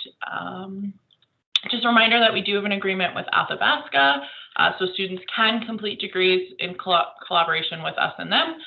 So that's in the arts or science. So we have the collaboration with U of C for education, U of A for education, and the arts and science with Athabasca. So there's 3- and 4-year arts routes, and then there's 4-year science routes. Students do have to take at least 10 online courses with them, but otherwise they doesn't all have to be in their last year. We can kind of start doing that in year 1 or year 2, which is the most popular. We are always trying to come or have new courses every year. So we have one brand new course, which is the PAC 100. That is Applied Resistance Training. One of our instructors, Tina, created this course, and it is modeled after Red Deer colleges. And so that's great for students in education or anyone hopefully eventually kind of getting a better pre-professional year for kinesiology is the ultimate goal with that course. The other 2 courses have more been revamped. So we have a volleyball activity class, which is that PAC 137. It used to be 1.5 credits. So students would have to take 2 of them in order to get the full 3 credits. And that kind of went away a few years ago, but it is brought back because it is now a 3-credit course. And so again, that works great for our education students, and then hopefully eventually kind of working into that kinesiology pre-professional year as well. And then History 250 is American history to 1865. Again, we're bringing that course back. We have more and more students interested in history, and we're just looking to give them a few more options. So this will flip with History 251, every 2 years, just like what we do with our world history, which is History 111 and 112.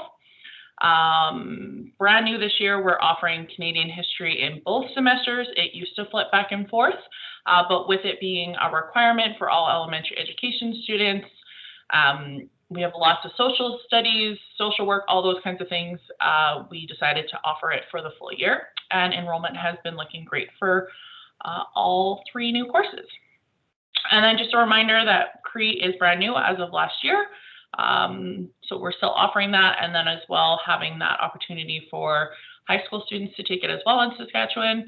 And then we had our English 224, which is Indigenous storytelling, so a senior level, another senior level English option. And so that is a land-based Indigenous storytelling course. That is essentially it. So again, I will have a cheat sheet that Kaylee or whoever will send to you with the degree route links. It has our requirements and as well as some contact information for both myself and Courtney, the enrollment specialist. But is there any questions at all for myself? Kelsey, there are a couple questions in the chat from Shar, and she does have her hand up, but I'll let you answer the questions in the chat first.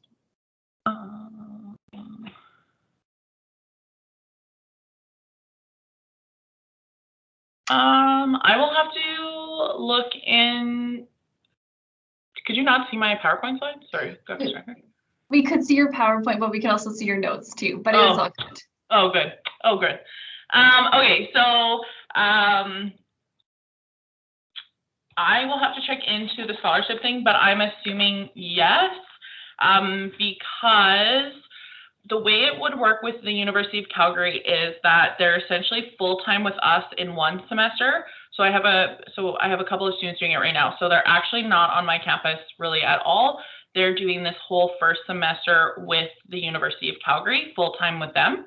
And then, so we just kind of have them in a placeholder course with us, so they can still access all of our resources and all that. And then in semester 2, they'll come and actually take a full course load with us, and doing some more of their non-education kind of credits. So I would say yes. I don't know how that would work in first semester, but I can definitely chat with our financial aid team to see. But it would definitely work for semester 2 because they are considered an official full-time student with us in semester 2. They take Casper as there's due dates. I don't know what they are for nursing, but it's before kind of the application deadline. So most of my students did it in like January, February, but I did have a few super keeners that were doing it in October, November. I think it's pretty much offered all year. And that will essentially be up on the websites. So it's part of the application process then? Okay, thank you. Yeah, 100%. And it's all like, it's not something that we're doing or doing anything. It's all done through like the university. They have links on how to register for it, do all that kind of stuff. But yes, it's essentially a part of the application. I think there is a cost, but I don't know what it is. Sorry, Keely.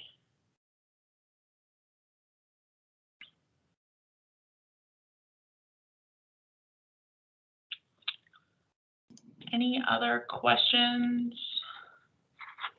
I had to interrupt you a couple of times, Kelsey, but you're on a roll, so Yeah. it was Sorry. good. And it was up on my other 2 screens. That's the worst part, I guess. It's the double screens. Yeah. Yeah. Thanks, Kelsey. Mm-hmm.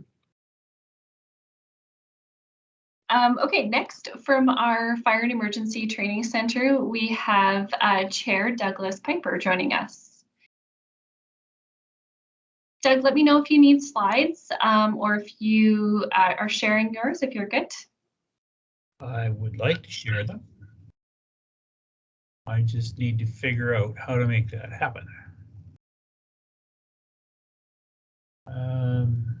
Top right-hand corner should be a beside the microphone. Here we go. And we want this guy here. Whoa. Oh, there we are. Okay, it just moved me to the other screen. So let's go back up. Hang on. Okay, at the fire school, we have a number of programs that we offer to students. Our school is recognized and has been for several years as one of the top training facilities in North America for firefighters. Having toured different facilities, I would have to say that this one is at least the match of any I've seen so far. The students do a lot of live scenarios out on our props in the field.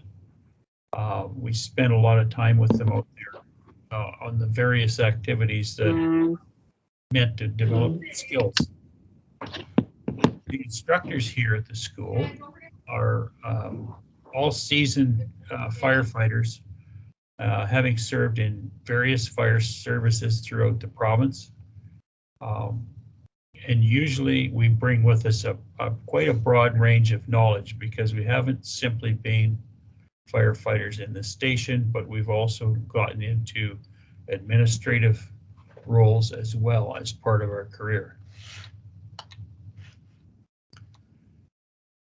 So here's some of the facts that we have in relation to the program. There's a lot of time, as I mentioned, putting into live training. We supply bunker gear and the safety equipment that's required to do the training.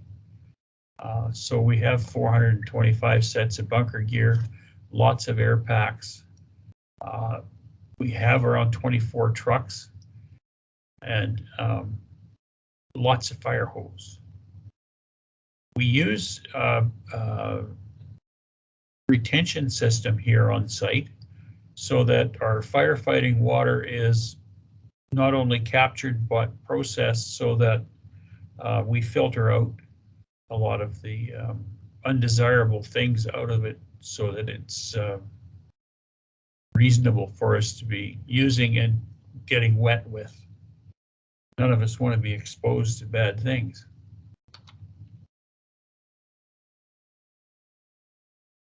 So the fleet of trucks, we have pumper trucks, rescue, aerial, ambulances.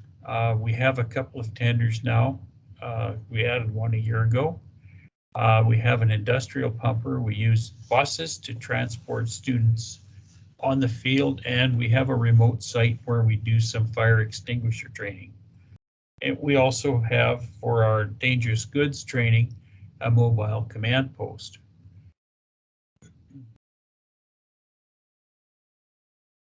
At the remote site, we have the dry chemical training props.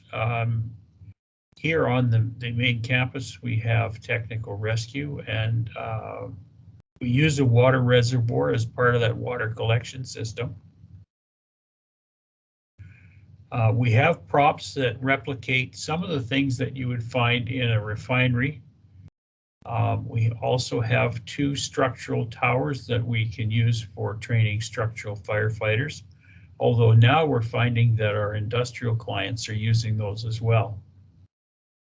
We've got a fire investigation prop where we can set up fire scenes and actually do a burn prior to the student going in to do a full-blown investigation on the cause and origin of the fire. And we have multi-tier props here so we can teach our students how it's possible to apply foam and how effective it is on hydrocarbon fuels. We have a separate area where we do vehicle fires, dangerous goods training, forcible entry, and fire behavior.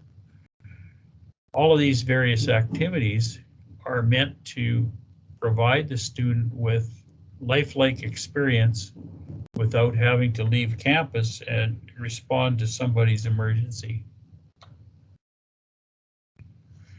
We've also established some traditions here at the training school. In the photograph you see looking down the hall, we have a number of helmets like the one on the right there. Each platoon takes one of these helmets and has it decorated according to their own wishes. And they're mounted on the wall together with the class photograph. So when we go down that hall, it's a trip down memory lane. We have students that return years after they've been here for their training, and you'll find them wandering the hall there, reminiscing and talking to one another about things. It's quite a thing when they come back for additional training. In the full-time program, we have the Emergency Services Technology Diploma. That splits into 2 streams. One is a medical stream. The other one is strictly firefighting. That's the most extensive training that we provide to entry-level firefighters, and we go to great lengths to try and again simulate what they would be doing on scene once they arrive. As you can see in the lower left, we do the firefighter training. You see a firefighter there, hoses laying on the ground, but we haven't captured the prop in the background. But they spend a lot of time out in the field working on those props. Here we've captured some of the refinery type piping and structure that we would find in a plant site. This is part of our regular firefighter training program. So We offer this multiple times each year. It's a 12-week block of training. And we also offer a blended option, so they can do online learning for 12 weeks in the blended program and 5 weeks on site. The regular 12-week block is a mixture of classroom and out in the field, hands-on training. At the culmination of the Emergency Services Technology Program, we have a celebration of learning that we usually perform in the auditorium on the stage for guests and family members. So after they leave there, after that ceremony, they go out to into the field where we've placed them in active fire departments that have either a strictly fire or an integrated service, where they spend 160 hours practicing what they've learned for the 12 months, or actually the 9 months that they're here. And that completes their 12-month studies. The medical stream, when they graduate, they have what we call a PCP designation. It's a primary care paramedic certificate.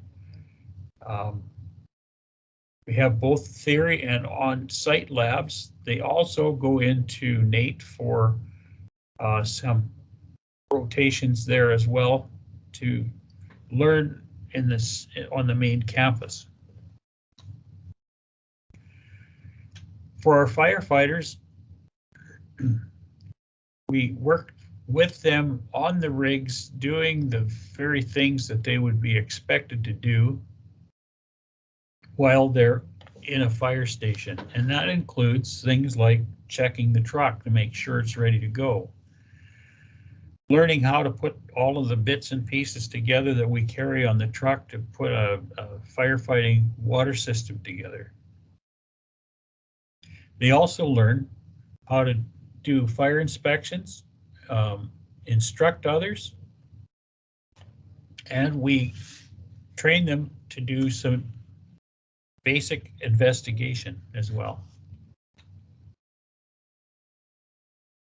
The students in both of these programs are exposed to a number of things. One of them is writing resumes, and now they're incorporating a bit of mental health resilience into the program as well.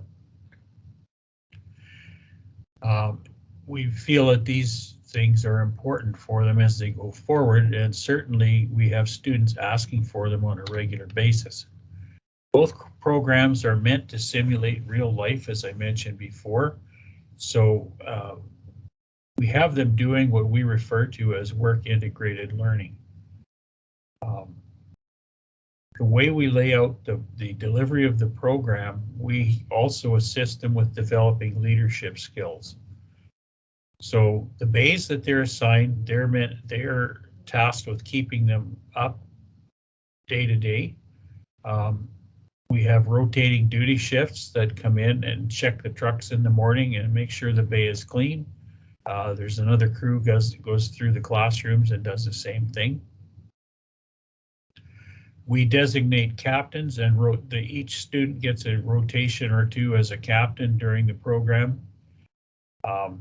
They also have a battalion chief in the EST program, where they're in charge of 4 captains, and each of the 4 captains is in charge of a number of the students in the class. We line them up in the morning for uniform inspections and so forth, including the fact that they need to be shaven properly, polished up boots, looking smart. They participate in marching drill in that EST program as well. Once they've completed their diploma, firefighters can go on into the Bachelor of Applied Business for Emergency Services. It is a degree program designed to integrate the skills you would need as an administrative member of a department and to be able to work in emergency services, not only in fire, but you could be in medical profession, police, military, corrections, etc. We're the only institution that offers an emergency services applied degree so that students can ladder their way up through the ranks and position themselves to be eligible for an administrative role.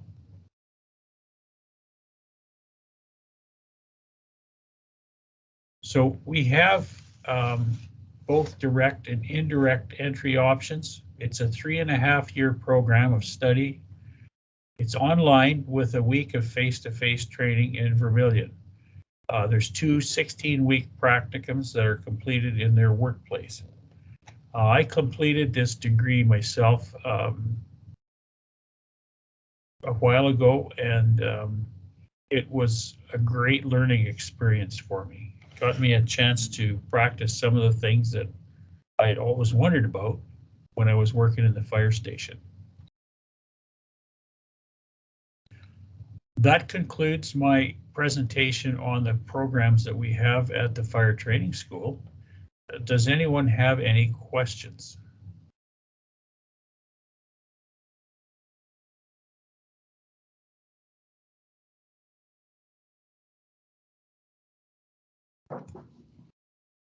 Okay, thank you very much, Douglas, for sharing that with us today.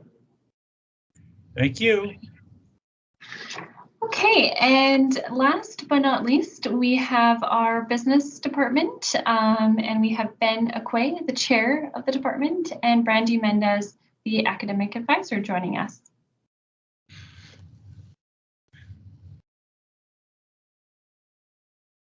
Sorry to keep you guys waiting.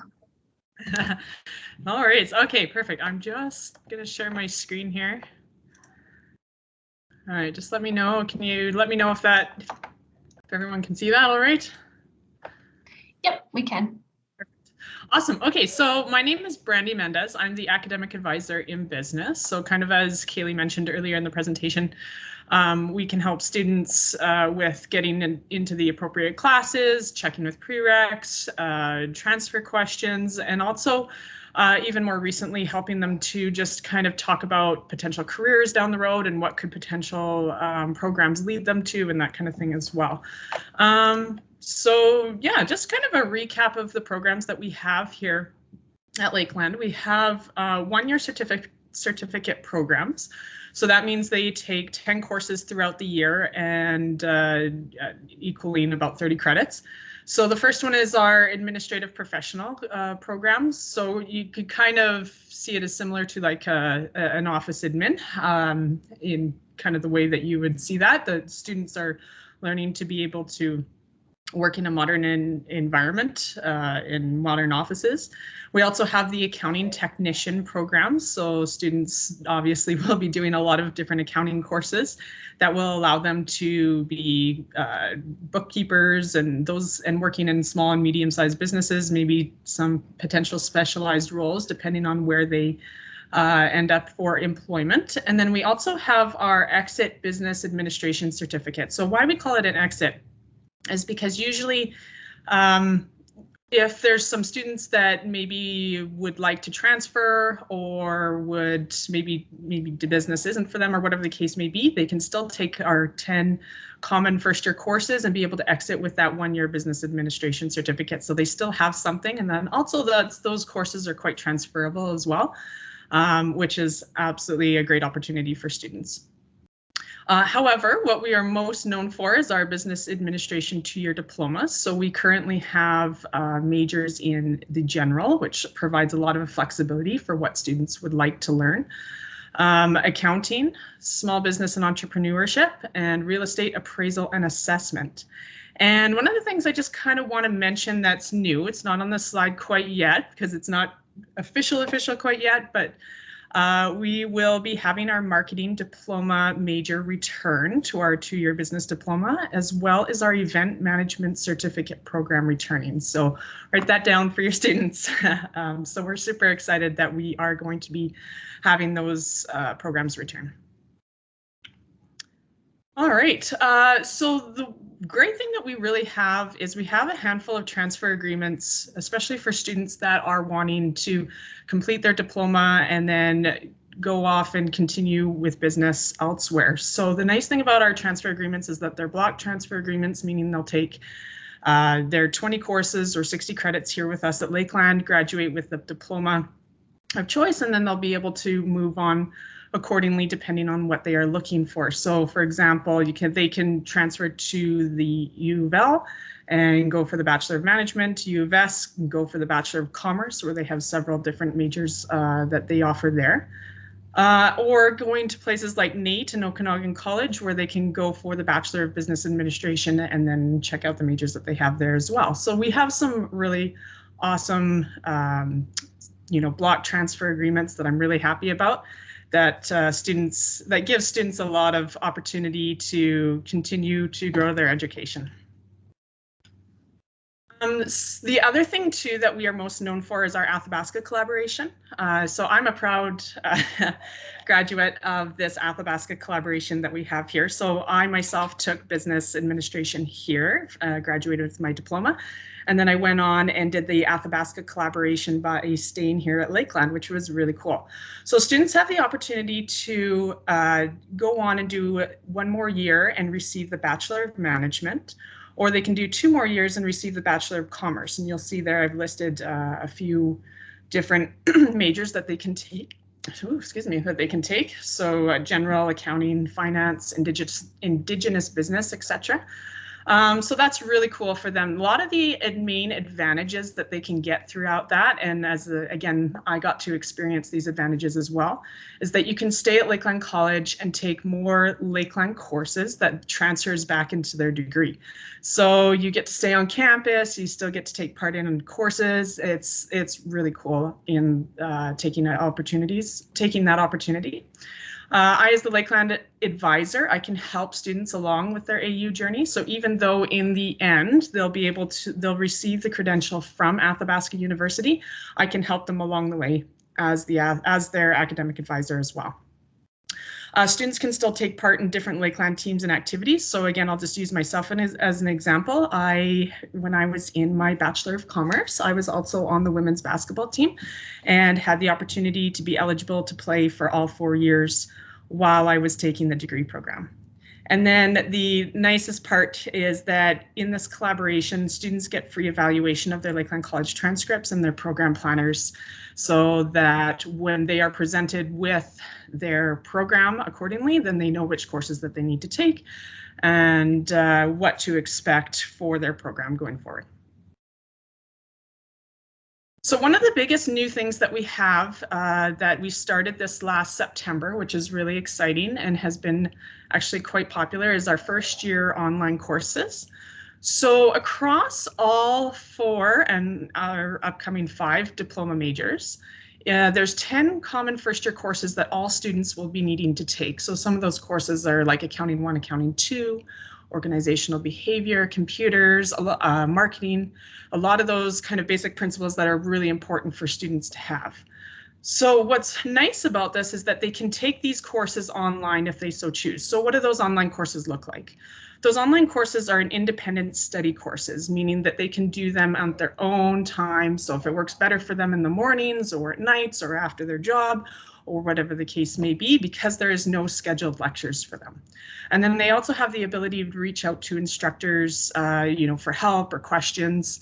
Thanks to the online world, you could potentially do, these Microsoft Teams with instructors as well if needed, which is great for students.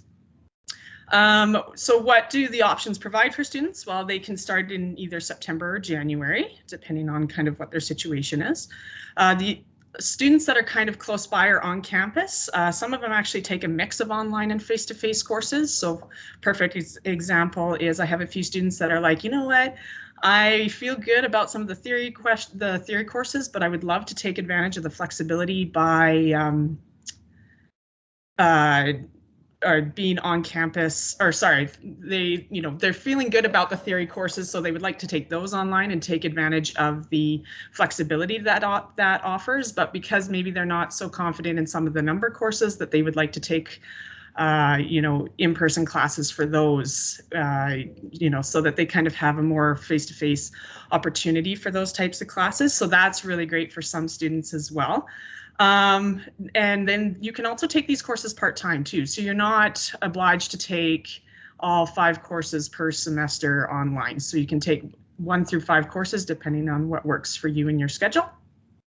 And then ultimately the most popular route of this, and the reason why this was being offered, is that this really allows students to join us in their second year. So it really gives them an opportunity to get their whole first year done online at home, to getting an extra year of maybe having a job or earning more money, or giving that extra year for them to prepare to come to college. And so then in their second year, they're able to join us to complete their diploma major, which is really, really exciting, and it was really popular this year. In fact, most of our online classes were like next to full, which was really exciting. So moving on here to dual credit. Some of you guys might remember this was kind of a new announcement from last year, so I just kind of wanted to make a little bit of a highlight on this. So in dual credit for Saskatchewan students have the opportunity to take a couple of our courses in various formats for whatever works for them. And then not only are they getting it for dual credit purposes, but they'll also 1 or 2 courses ahead when they do come to Lakeland College Business. So for example, they can take Marketing 170. Most students, it tends to work better for them in the semester 2. So that's just what I've put there for now. But in semester 2, MK 170 there is in-person options offered as well as the online option offered. So again, that online, just referring to the last slide where we talked about, that online independent study.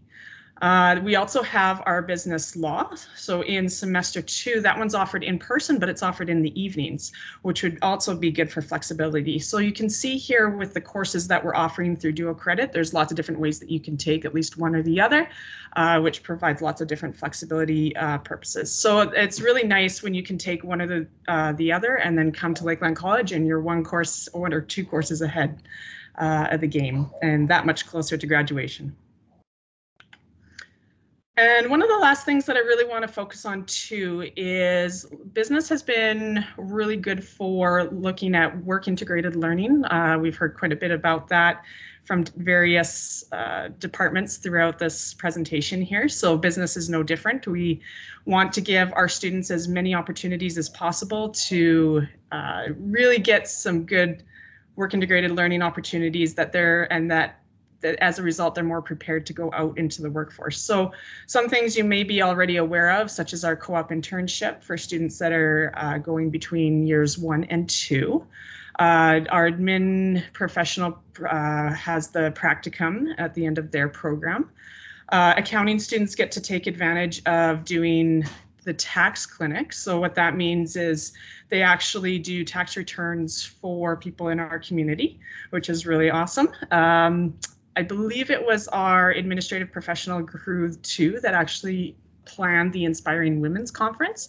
So I think what they did is they took opportunities to plan, run event sections, those kinds of things, and then actually evaluate the whole conference after the fact. So it was really great opportunities for them to be able to do that.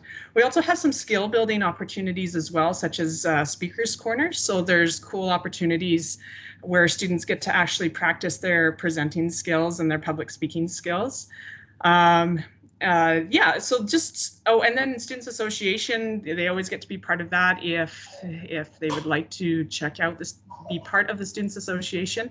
And also we have, I think it's changed slightly. Kaylee might have to update a little bit or correct me on this, but I'm just going to call it the ambassador program, where students have welcomed others, students, and answered any questions, where students are able to welcome each other and make new students feel more comfortable. And so lots of different work integrated learning and skill building opportunities. Again, those are some things that I got to take part of as well, which helped me down the road. So one of the things, again, that we're really proud of is the opportunity to provide these work integrated learning opportunities that allows them to build their resume, allows them to show off what they've learned and bring in new skills and abilities to the offices or the different workplaces that they go to. I did put a little thing on Ripen there. So Ripen is an online platform. It's currently sponsored to us from RBC, which we're really grateful for. And it actually gives students opportunities to do projects for real companies around the globe. And students have actually done that through their classes and through another part of Ripen called Level Up, where they can actually get paid for some of the projects that they do. So that's some really cool opportunities there for our business programs. So with that, that's about it for my presentation. I just kind of wanted to ask if we had any questions before I just quickly turn the time over to Ben for just a couple minutes.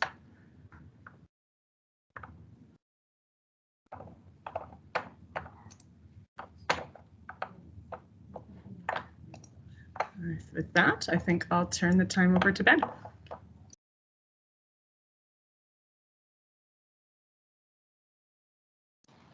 Brandy, that was really good. Awesome. Thank you very much. Kaylee, you can hear me all right, yes? That's awesome. Folks, it's a pleasure to see you again. And I think we're getting close. Next time we'll meet in person again, and then we'll have food. So I can't wait for that. In business, we are really excited with the support and partnership that we have with you. Last year, we tried a little business entrepreneurship activity. We had 1 or 2 students come join us. And when we have other opportunities to do this again, we'll definitely let you know. I'm excited to, again, restate how diverse our faculty is in terms of personnel and backgrounds. And that is something our students have said really excites them. They get to receive training and instruction from faculty that have trained all over the world. And that is a really cool thing. It's just like what they would see when they go to university. Additionally, we send our students off on competitions across the province, the big one being the Alberta Deans of Business case competition. And as you have heard in the past, we continue to do well in that competition. And so that speaks to the quality of the programming we have here. Kaylee, I'll let Brandy answer that question as soon as I'm done here. And the last thing I want to talk about is Synergy Speakers Corner. We received some funding from Synergy Credit Union to help our students with their public speaking.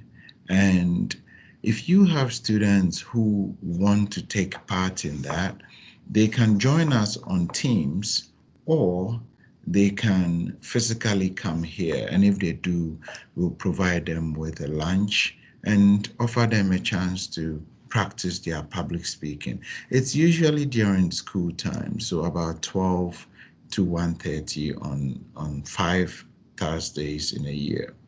And if for some reason your students would like a taster of public speaking opportunities at college, I think there's room for us to come over and provide them with a lunch and with an hour of public speaking practice, just to show them what students here get for free in the name of helping them develop and sharpen their public speaking skills. So these are just a few of the additional points I wanted to add to an otherwise really strong presentation there from you, Brandy.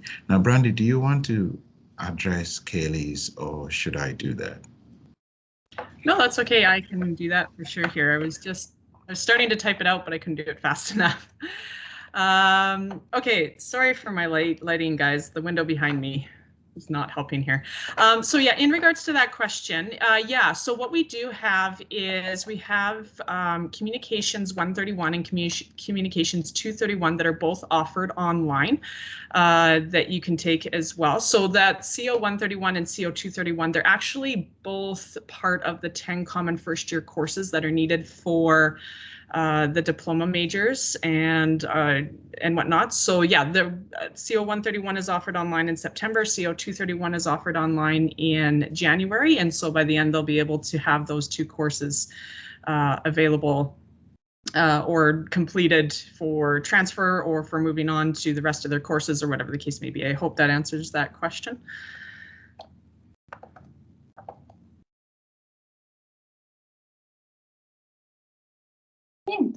What I can do actually too is I'll just put it in the chat here. I'll put the link as well as the 10 different courses that are offered online accordingly each semester.